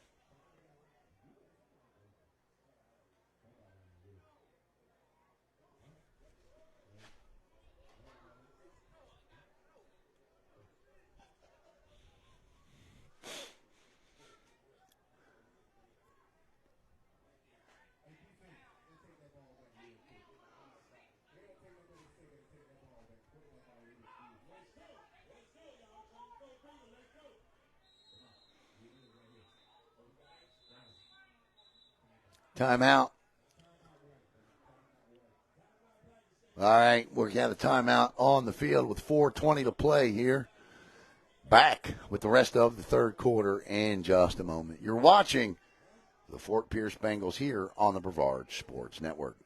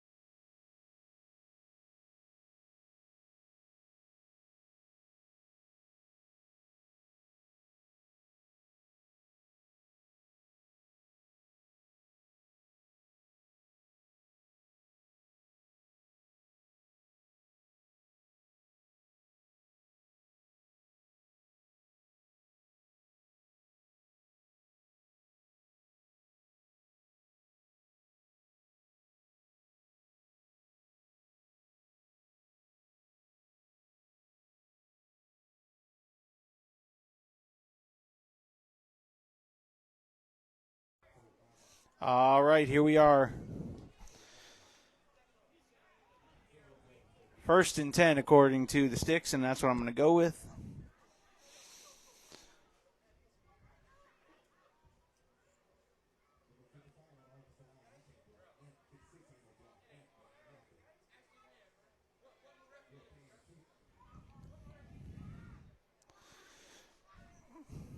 Jackson calls for the snap, drops back, fires a quick slant, and it's caught by number 3.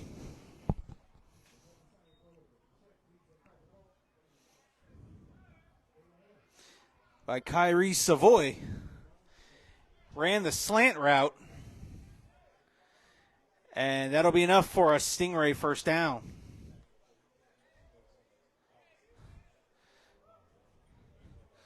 Jackson just stood back there. 1, 2, pop right there.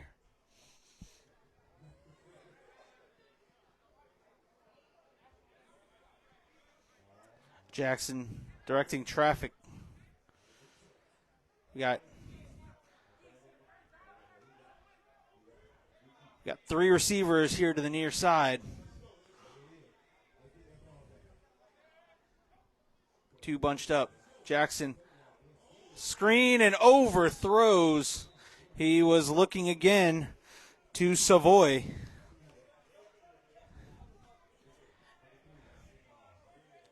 And that will be incomplete. 2nd down and 10 for the Stingrays.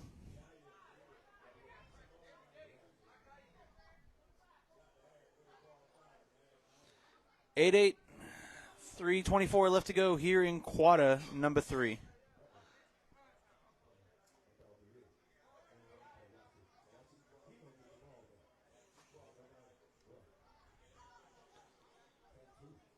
So what will the Stingrays do here? 2nd and 10. I say go back and run that slant pattern again. See if you can catch him again.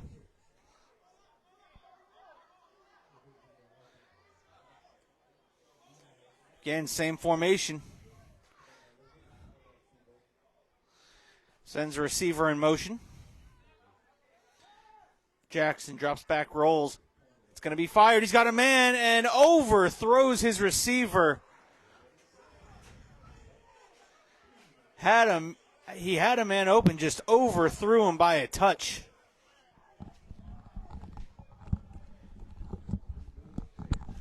And that should bring up 3rd down. I'd like to thank Caleb stepping in there for me.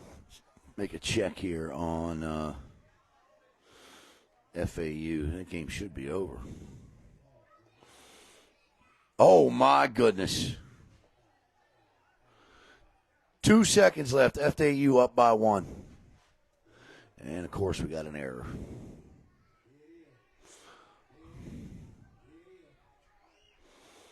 FAU or Kansas State, looks like they're cheering. And here it's 3rd and 10 for this Florida Stingray offense. So you're getting the best of both worlds here on BSN. Jackson looks to throw. He's in trouble. Slips again. He just pushes it out, and that ball is tipped, and that's going to bring up 4th down.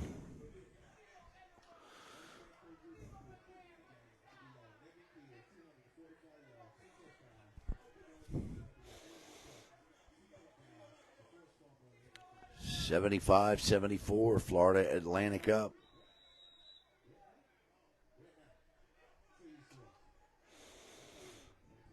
Can you imagine 2 Florida teams going to the Final Four, and one's Florida Atlantic and the other's Miami?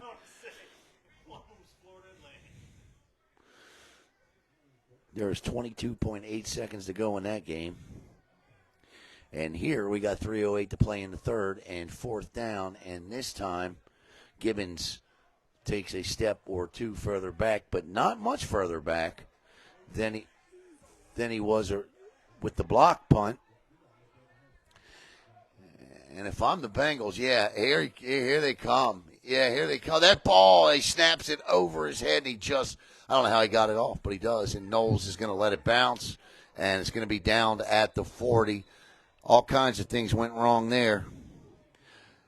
But it ended up right for barely, but it did.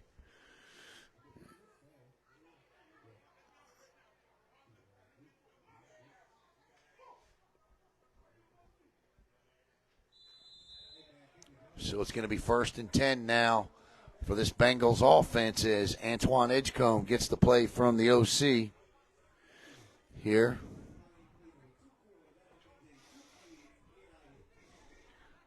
The vaunted 3-minute mark of the quarter on each quarter has taken 25 minutes to play.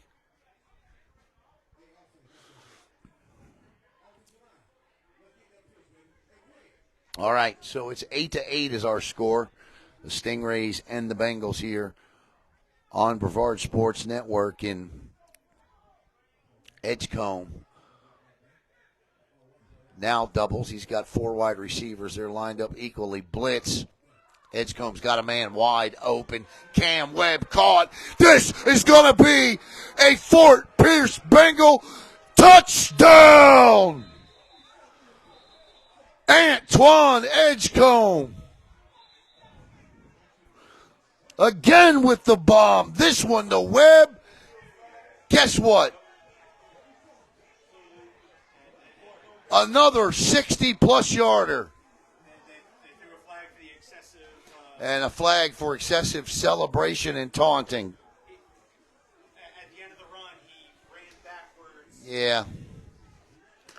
And with 2:49 to play in the third, it's a 6-point Bengal lead. And unreal how both their scores have come.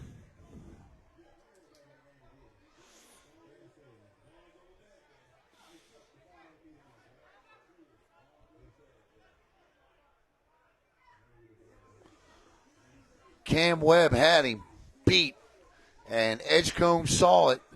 We saw it one-on-one. They blitzed, and they got caught.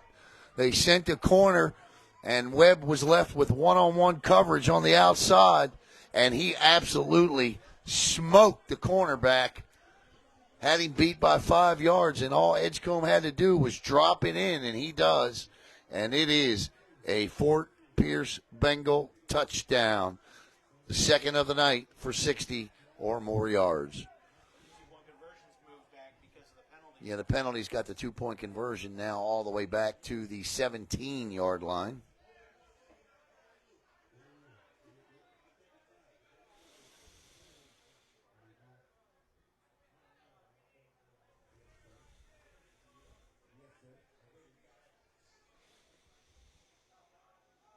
Edgecombe drops, looks, fires in the corner, jump ball, intercepted. This can be run back for 2, and still on his feet is Savoy, and he's still on his feet, and he's still on his feet, and he ran 40 yards to get tackled at the 2. So with 2:35 to play in the third, it is a 6-point Fort Pierce Bengal lead.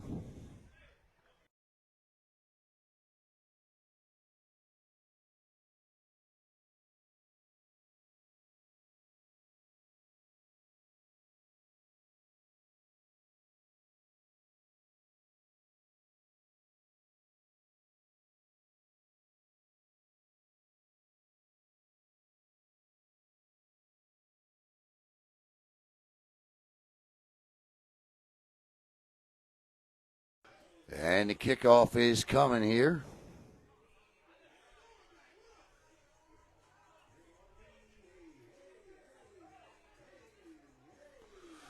So FAU leads at 79-76. With 5 seconds to go, Kansas State brings the ball down the court. And my feed cut out.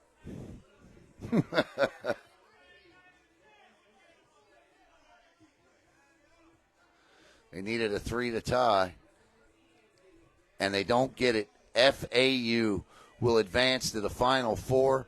They are the region champs. Can you imagine? Way to go, FAU. Look, they were 31-3 going into this tournament. Many people felt they were underseeded, those in the know-how.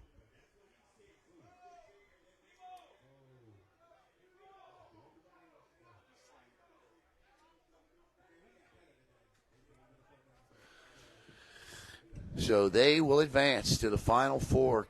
The first time in program history they'll go to the Final Four. I don't even have to look that up. 79-76. Congratulations to the Owls of FAU. Out there doing a dance on the field is Patrick Dusenard. See him? Dusenard out there getting busy. Look at him.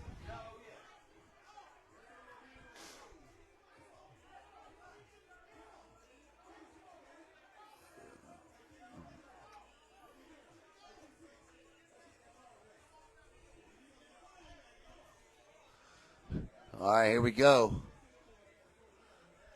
Keep your eye on him.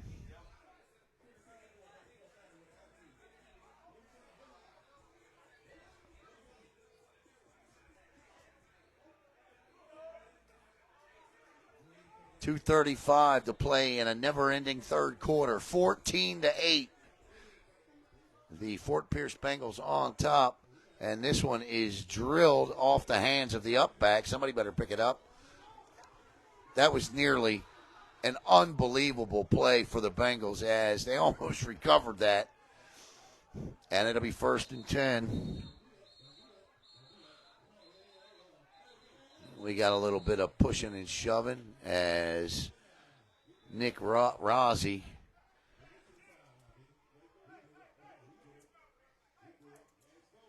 is not very happy with somebody on the Bengals. And this has been a good, hard-fought game. You don't want to see any of that stuff start. You did a game a couple of weeks ago in which it had to end in the, second, third quarter?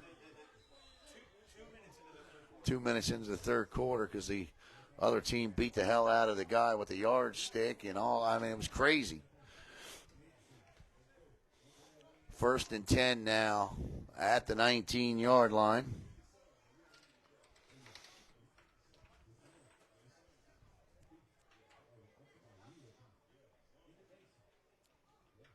.228 to play. I still can't believe FAU won.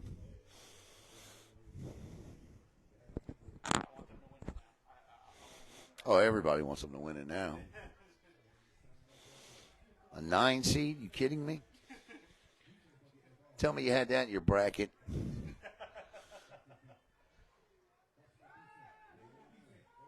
Jackson throws, caught underneath. Nice pitch and catch. That's a gain of 15 and a Stingray first down. Ball hauled in by Tyus Savoy.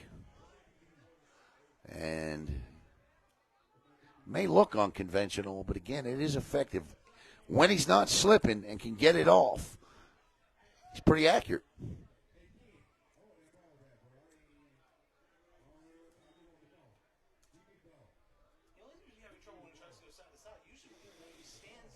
No, I've seen him slip a couple times with the plant foot.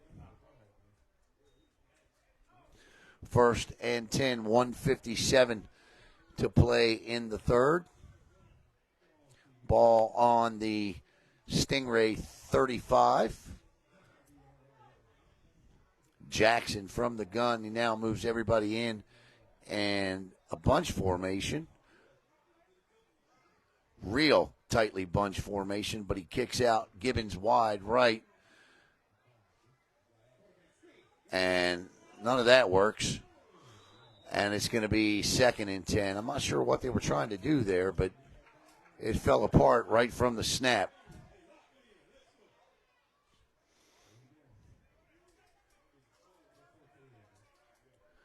Eight to 8. And the incomplete pass will, guess what? Stop the clock.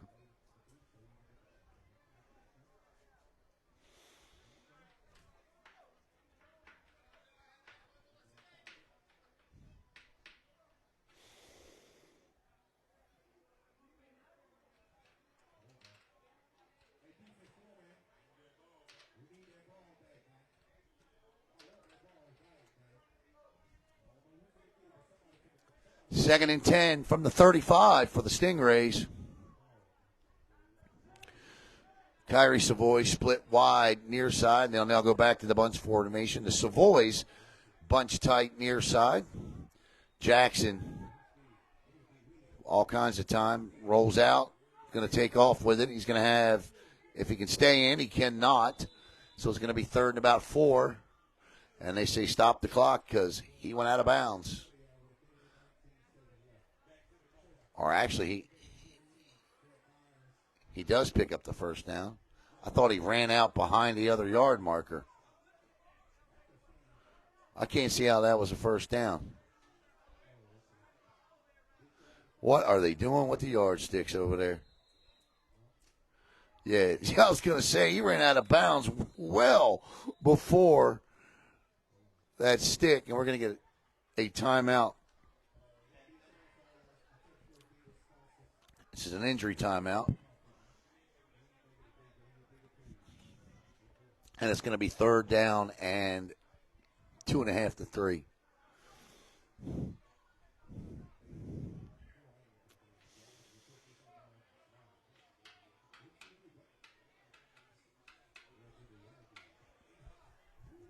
And we're going to get another adult to go over and work the sticks.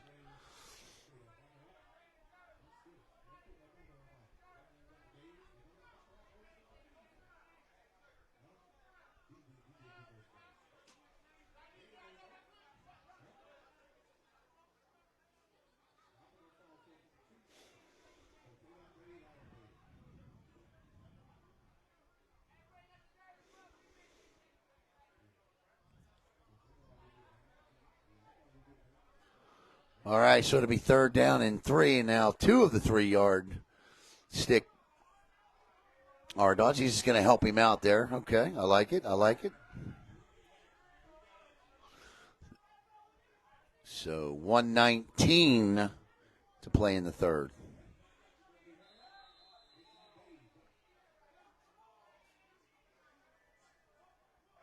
Jackson with 2 backs in the backfield. Ball's direct snap to one of the running backs. He's going to be short, close to a 1st down, but short. Everybody pointing yes, no, and the referee says nope. He's going to be about a half yard short, so it's going to be 4th and about 10 inches. 8-8 is our score. Under a minute to go in the 3rd. I'm sorry, 14-8 is our score. 14-8 is our score. A 60-yard touchdown pass from Antoine Edgecombe to Cam Webb broke the 8-8 tie, and the 2-point conversion was no good. 30 seconds to play in the 3rd, 14-8. Fort Pierce on top. 4th and about 10, well, say, call it a yard. Gives the number 5, and he's going to be stopped well short of the 1st down. And the Bengals, as we head, well, clock's going to stop with 14 seconds, but the Bengals will take over 1st and 10 at the Florida Stingray 45, 44. And they're going to run the clock out, and we're going to head to the end of the 3rd quarter. We start quarter number 4 with the Fort Pierce Bengals on top, 14-8.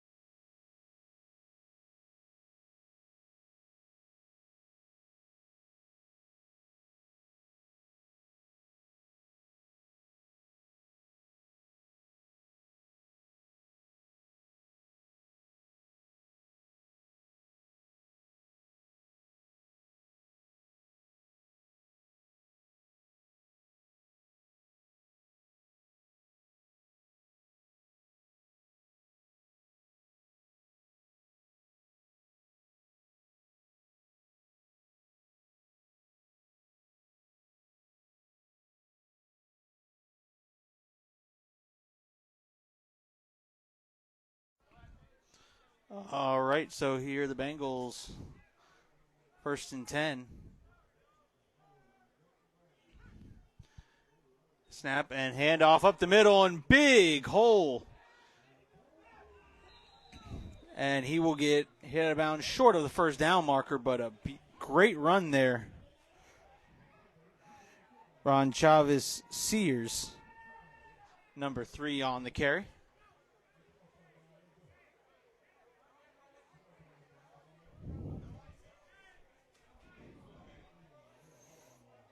Edgecombe in at quarterback.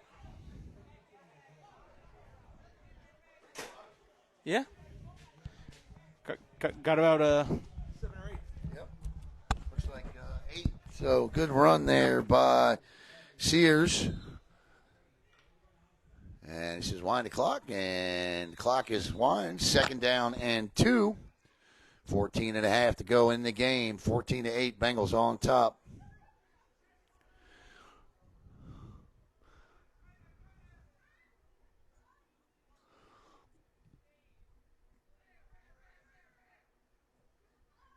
Sears again, and this time he is slung to the ground by Bryce Brown. And Bryce and Sears got some little bit of trash talking going on between them on the last play and this play as well.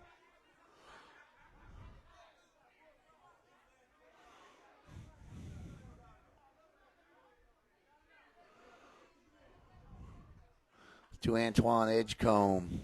And this is going to go against Sears for 15.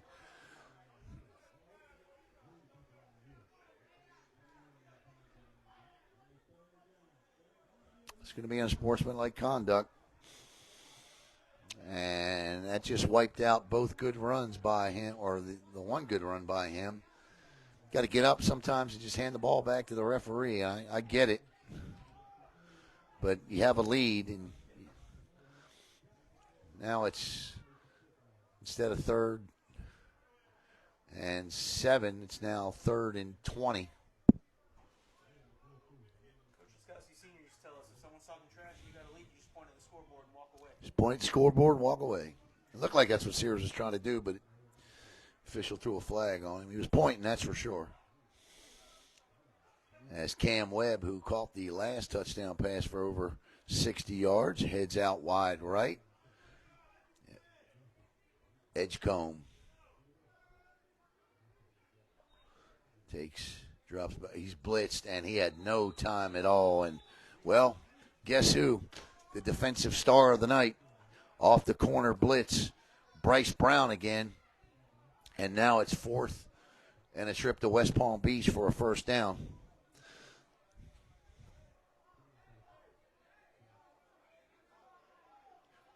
Officially 4th and 32.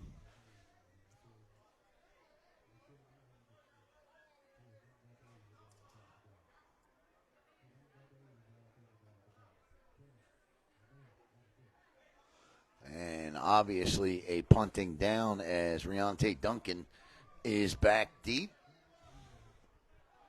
And it looks like Rodney Jones is in the punt. Just need to get the snap there at this point.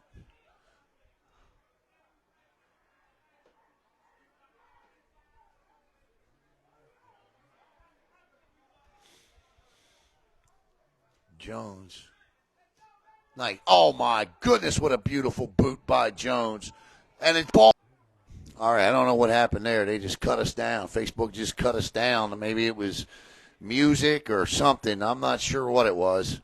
But they just killed our feed for no good reason. And he gets outside.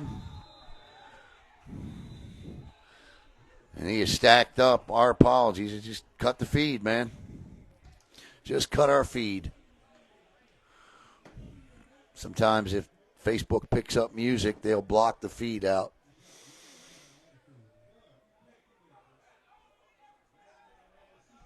And apparently that's what they did to us there.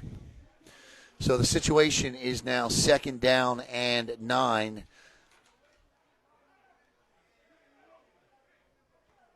As Florida did recover the muff punt by Duncan.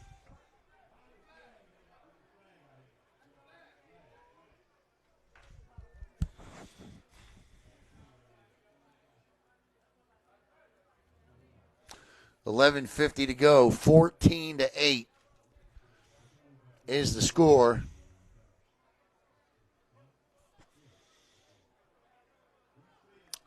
Fort Pierce on top.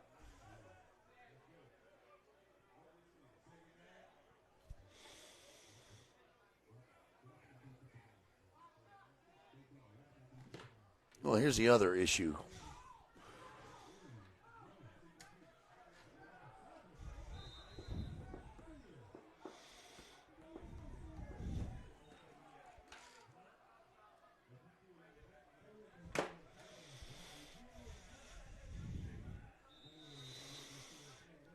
Third down and a timeout on the field.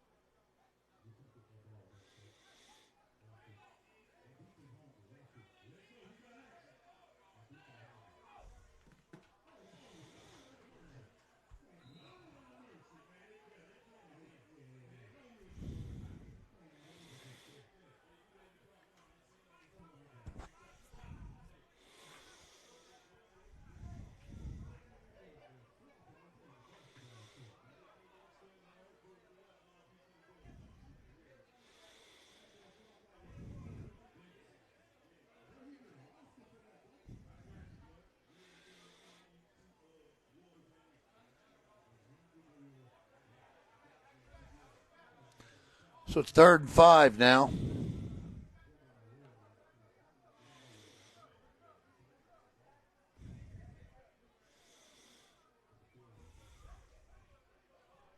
$11:14 to play. Don't worry, there'll be plenty of time. That clock is, we're working on a 3-hour game here. And that's going to be a false start, so now it's going to be 3rd and 10.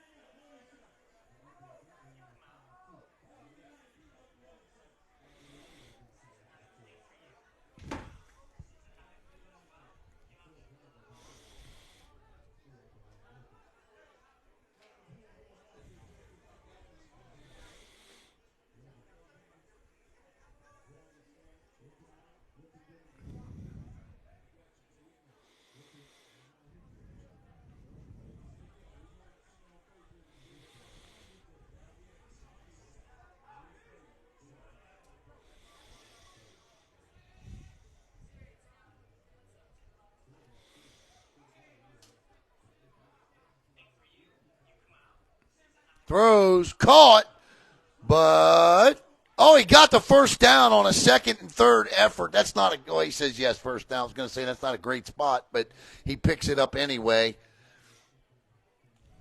And the sticks move, and it'll be first down.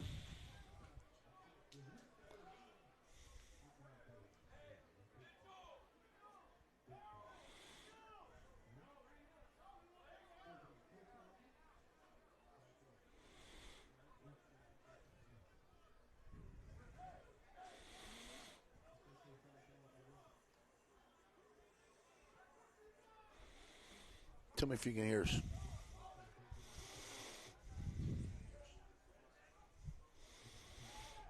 Blitzed. He just throws this one up and out of bounds. That's a nice job by Malik Jackson. There to live another day. As he made sure he airmailed that one to the bench. And that's a smart play because you get to do it again at least 2 more times.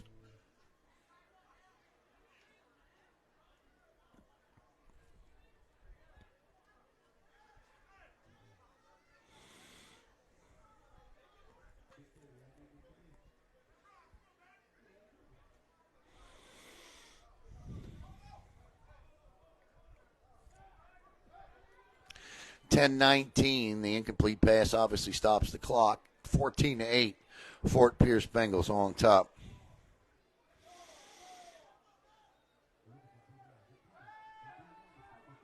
Throws, caught.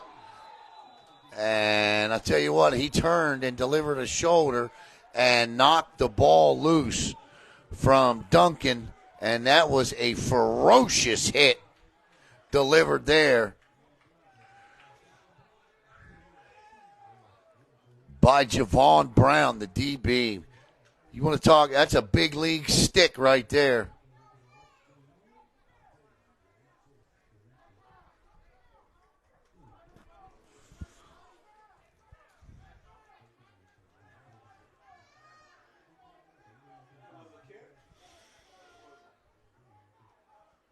And that was smart because what he did was, at the very last minute, to avoid a hit on a defenseless receiver or a helmet-to-helmet, he turned his shoulder. Just a great play overall by Brown on that one.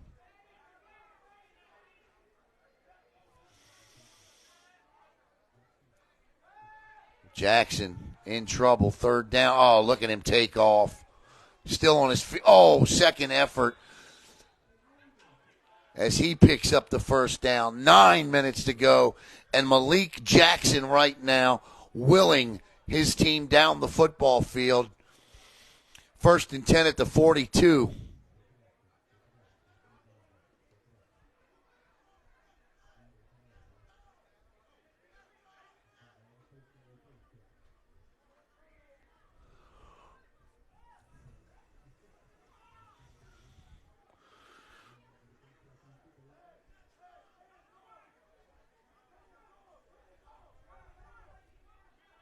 First and 10. Turns. Oh, ball's out and into the hands of the Bengals. The ball took a Fort Pierce bounce and into the hands of the waiting linebacker, Justin. Who is that? 30? It looks 60. I think it's Torrey Howard. 30, yes, 30. Torrey Howard. Just right into his arms. And the Bengals force the second Stingray turnover of the night, and it's a big one with 8:16 to go.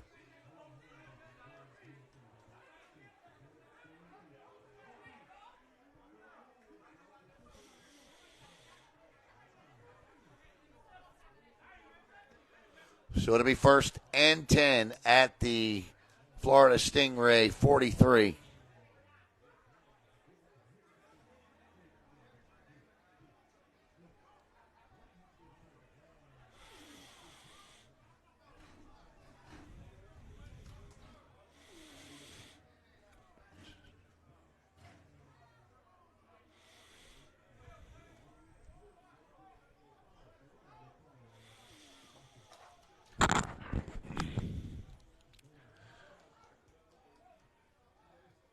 This is Edgecombe with Smith. The give is to Smith. And Smith picks up 4.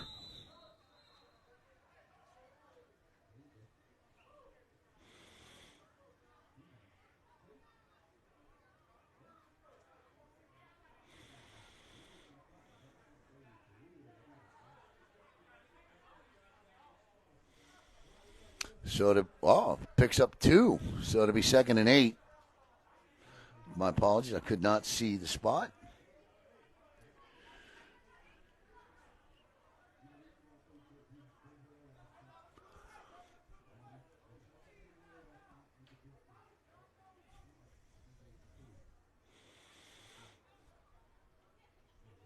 This is Speedy Knowles trying to get outside and just nothing doing.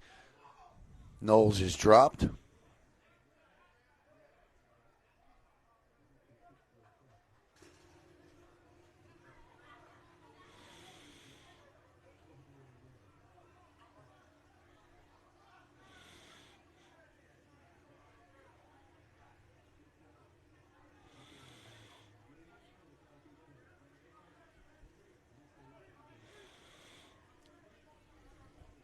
3rd and 8.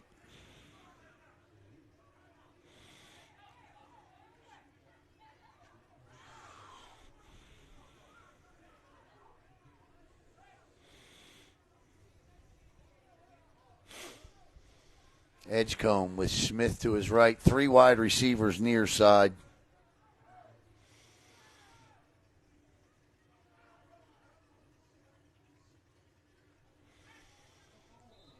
And nothing doing.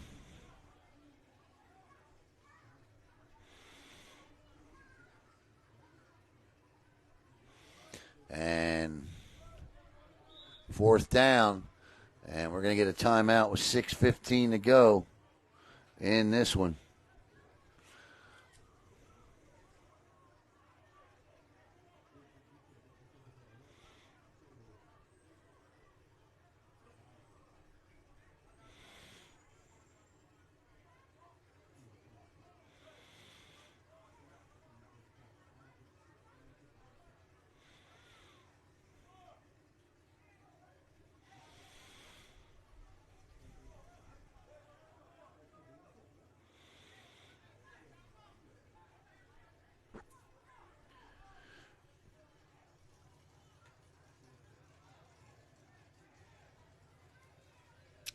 Obviously going for it here. No, I'm sorry, they're punting. They're punting. My bad. I looked up and saw the wrong thing. And Rodney Jones is back to punt. There's the snap. Angles it, but ends up drilling it through the end zone. It'll be 1st and 10 for the Florida Stingrays at their own 20. Back with the final 6:07 in just a minute.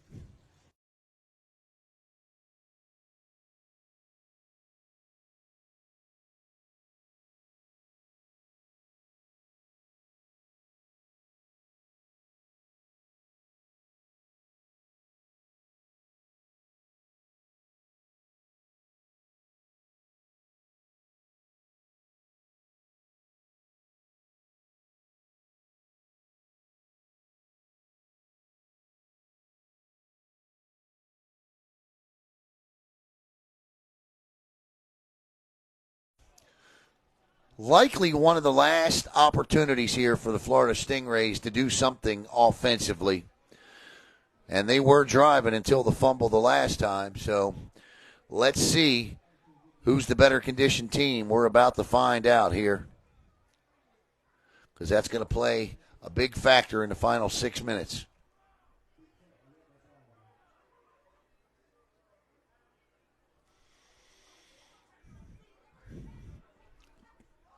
Malik Jackson, who has just been awesome tonight, throws wide open across the middle and caught by Tyus Savoy. Coverage was there. The ball was just dropped in beautifully.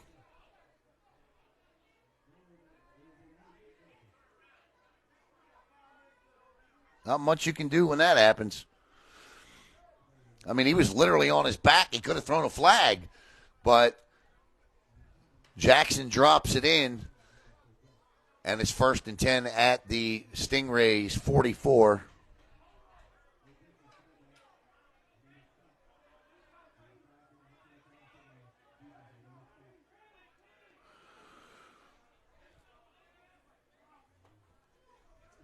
Little bubble screen here, just throws it out to the sideline. Why did the whistles blow so soon? There's a flag back there. He said I threw. Okay, because the referee threw a flag, so that play's not going to count. Shouldn't count anyway. We'll see what the deal is here.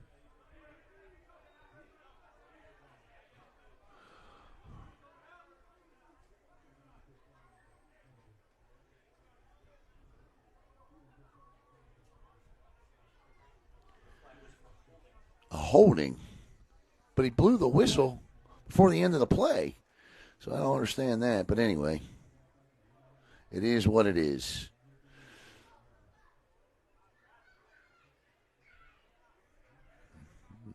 Now that I would take a little umbrage with, because you can't blow the whistle like that before the end of the play, even if it's two, because that split, somebody pulls up, they get hurt.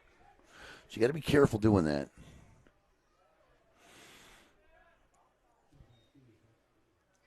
Jackson rolls out to his left. Finds a seam. Still on his feet. Out to the 50. Jackson just picked up 18 yards and did it essentially on his own.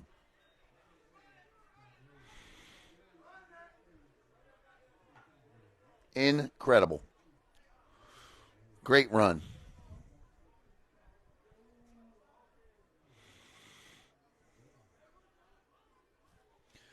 And they're taking their time. Again, they only have about 18 guys they brought here tonight. So it's third and I thought that would be a first down, but I guess not after the hold. So 3rd and 5.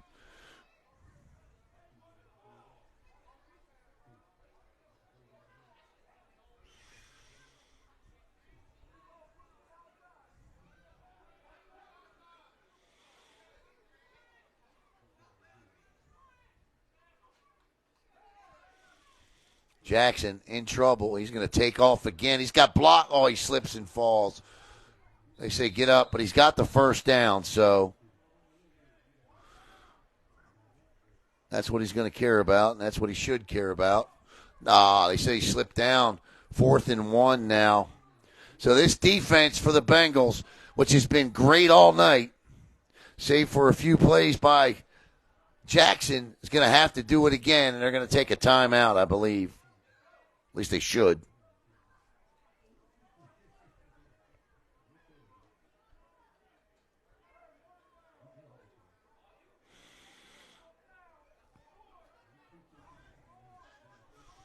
They are not. The clock is down to 3 minutes, so this is likely it.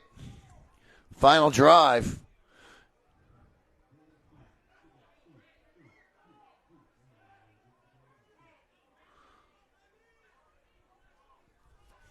Fourth and 1.5 yards. And this Bengals defense, Jackson throws it up. Did he catch that? No, they say. It hit the ground. And that'll be a turnover on downs. And they got a player injured on the field. And we can't see it, and that's a good thing because I think it's a shoulder injury.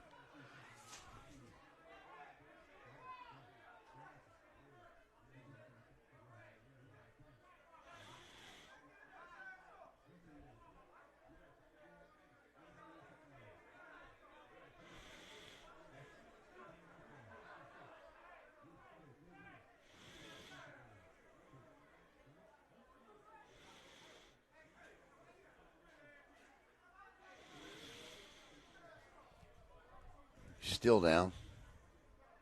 You hate to see any of these guys get hurt because they work all week and they come out here and they do this for a release. And to get injured sucks, for lack of a better term. Apologize, not a very professional broadcasting term, but it does.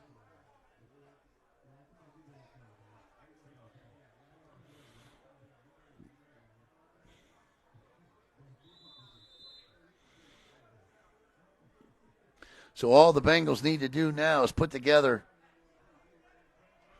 maybe a first down and they can win this thing and get out of here.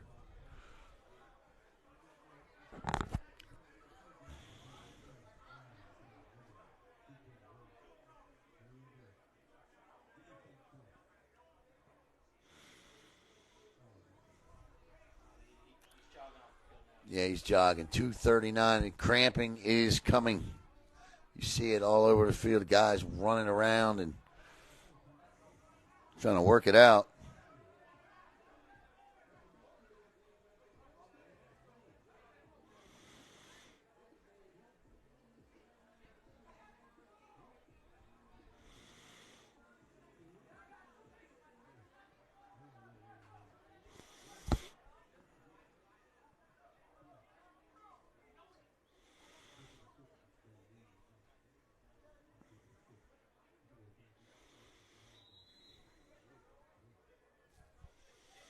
First and 10. This is going to be the Antoine Edgecombe and Smith show here. And the give is to Smith. Big hole up the middle. Still on his feet. Smith still on his feet. all the way down to the 30-yard line. That's not Smith either, is it? Is it? No, that's 43. And I don't have a 43.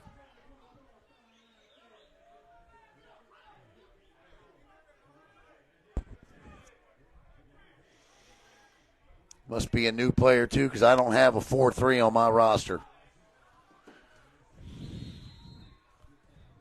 But a great run nonetheless. Double check my roster I printed.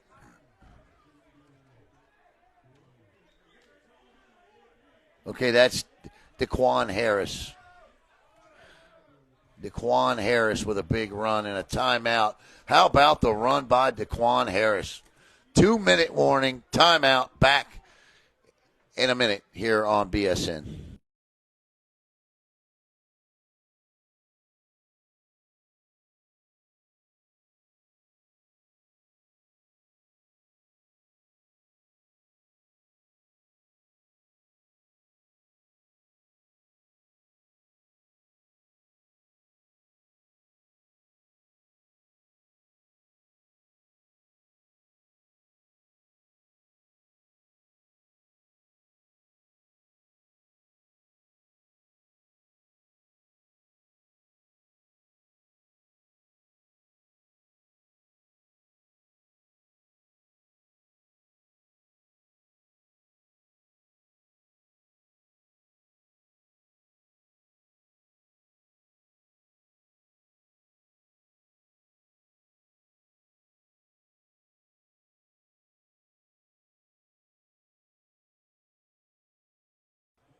Here we go.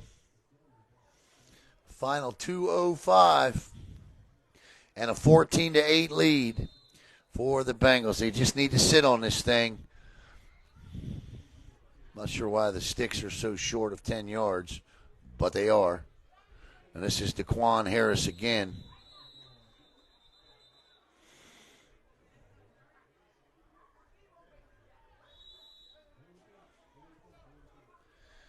And with 1:59, another timeout is taken on the field.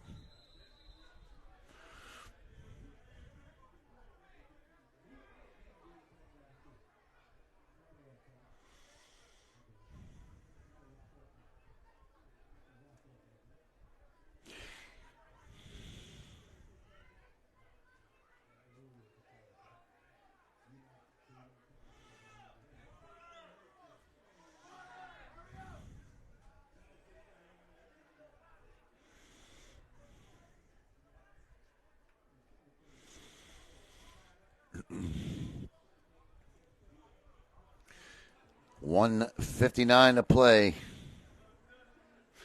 And the Bengals are off next week. This game has been canceled.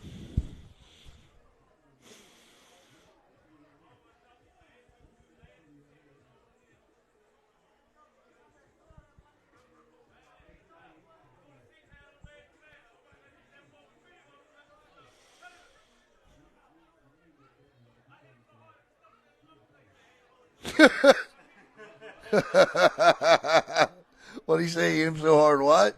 He's hit him in the stomach, and then I hit him in another place that you don't want to be hit. Oh, man. That's funny. Second down here. First down ends this. So first down, and all you need then is a couple of kneel downs. And every coach's favorite formation, which is victory formation.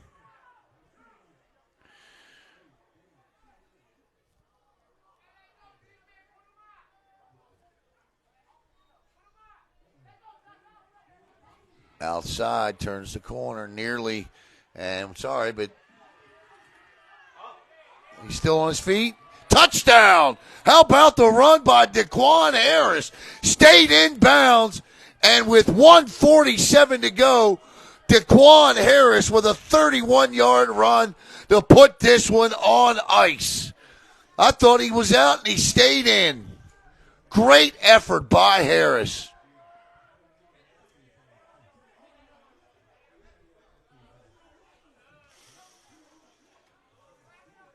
Is that who that was? Pretty sure. Yeah, that's what I thought.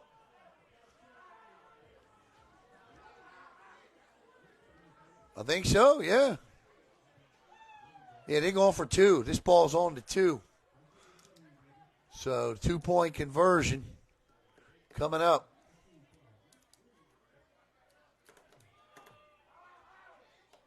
No victory formation to do it. DeQuan finishes it off. And with 1:47 to go, the Bengals are going to ice a 22-8 victory.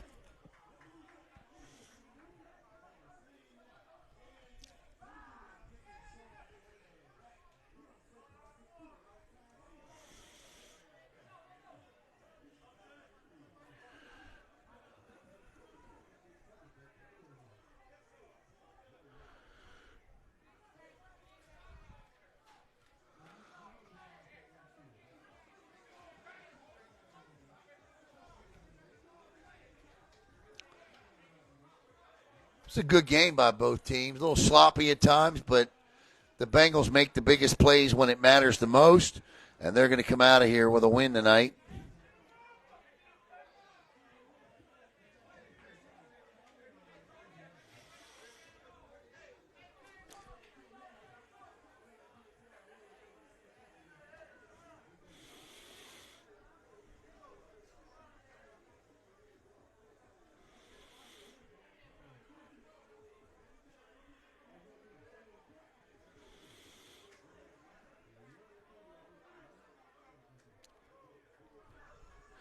And the Bengals will kick it off here.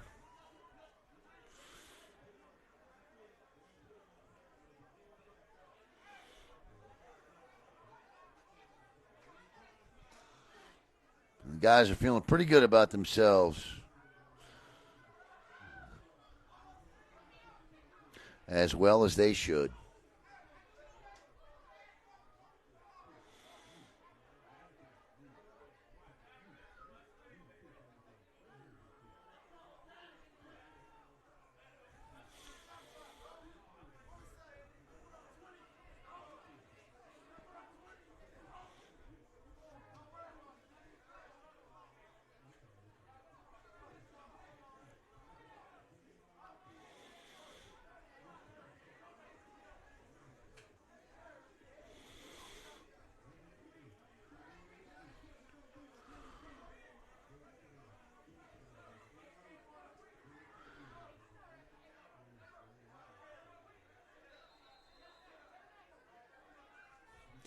And we're set for the kickoff here. And my goodness gracious, what a boot. This is going to go all the way through the end zone. Best kickoff of the night, best run of the night have all come with and best punt of the night have all come with under 2 minutes to play.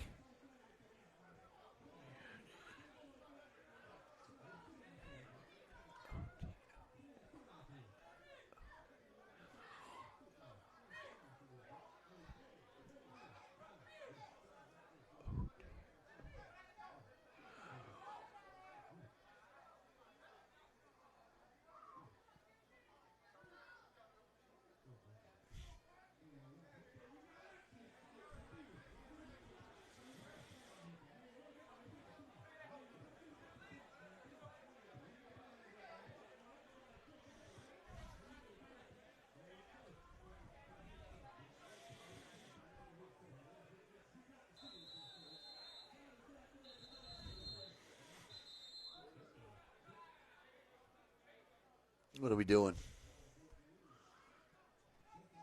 He just gave a touchdown signal for some reason. What is he saying? Oh, they're saying it touched. So it's a touchdown for who? Touchdown for the Bengals. Oh, they're saying he touched that? That's a touchdown. They're saying he touched it, and the Bengals are the ones that picked it up in the end zone. Okay, so that's a touchdown for the Bengals off the kickoff. They're saying that the returner touched it.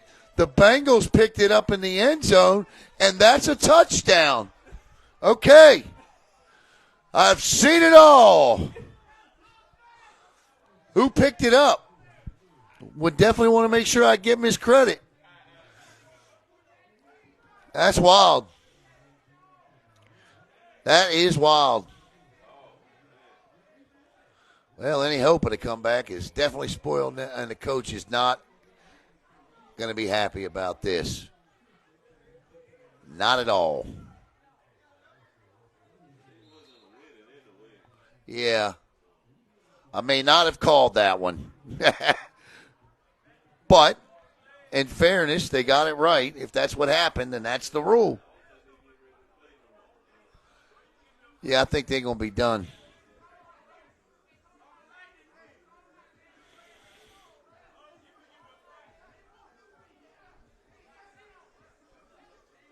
This is going to be an interesting ending here.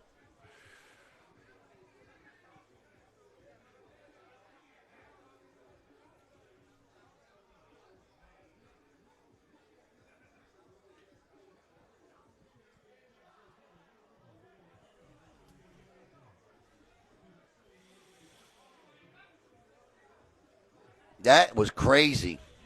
Some of the Bengals players are still like What? not understanding. Yeah, I don't blame them.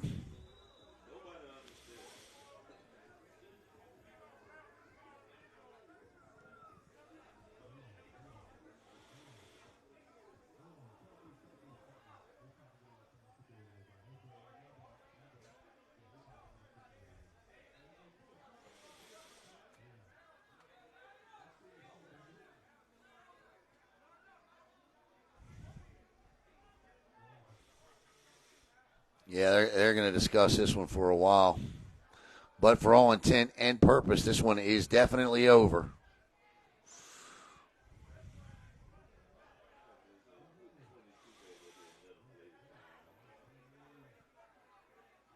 Especially with that school, especially with that last one added to the mix.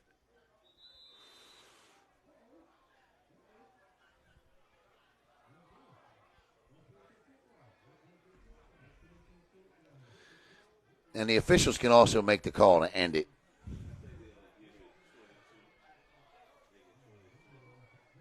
$22.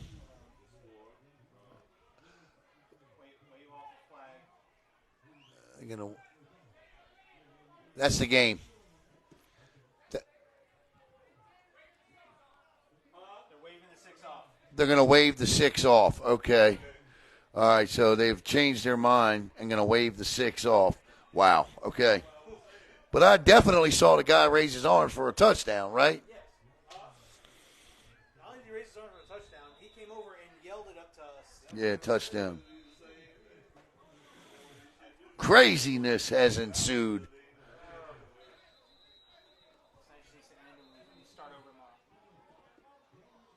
Yeah, we'll all watch this unfold together here.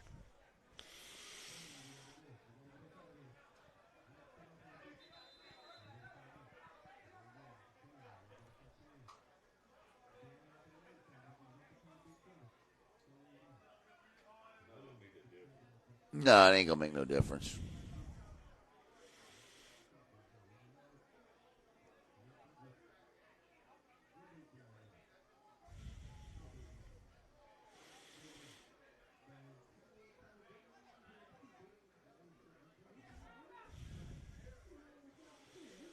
No difference at all. So for the let's just recap real quick here. So the the Fort Pierce Bengals tonight could not run the football until that final touchdown there, and we'll get to that in a minute. But what they were able to do tonight was the long ball. Antoine Edgecombe on the Bengals' first possession of the night with a 65-yard touchdown pass, and it was a beaut as he dropped it right into Tommy Mitchell. The second touchdown of the night was also a 60-plus yard touchdown pass, and he dropped that into Cam Webb. The final touchdown of the night came on the 31-yard run. This ball is straight up and picked off by Tommy Mitchell. So Mitchell not only has a touchdown, but he's got an interception, and victory formation is coming. But the final run of the night was the best run of the night for the Fort Pierce Bengals, as number 43 ran it in 31 yards, and that is Dequan Harris. And I'm sure this is going to be a kneel down.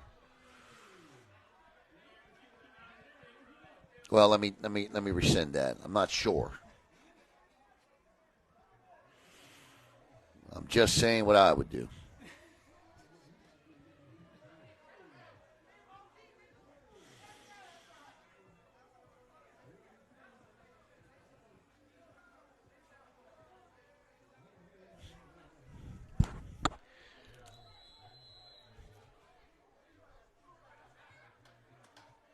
And that's exactly what we're going to get here as Antoine Edgecombe in victory formation. So we want to thank Big Meech, John Chandler tonight for his support. Thank all of you for your patience and our ignorance tonight and not being able to bring you a stream with the graphics. And we do apologize for that.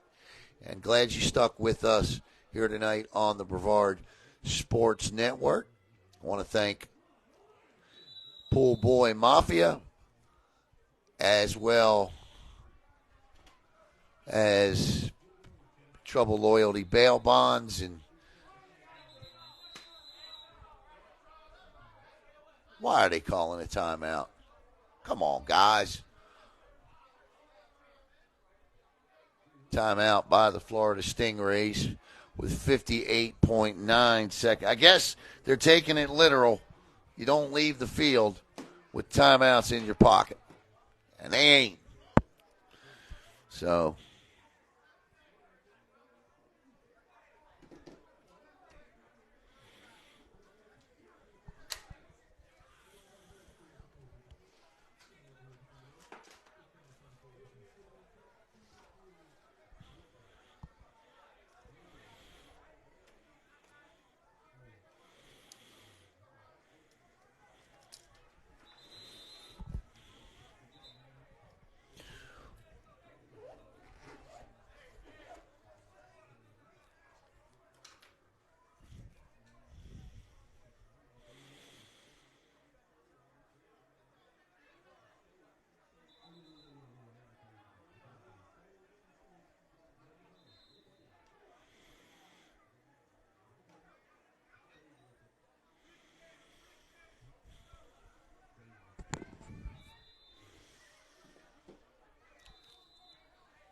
I've never heard so many whistles. Is there a train coming? Now they say wind the clock. I don't know what the rush is.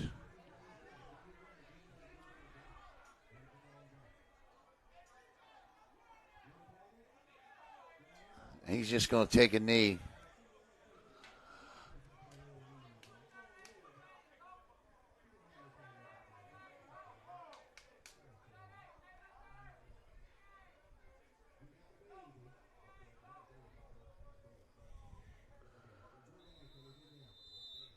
And that's going to do it.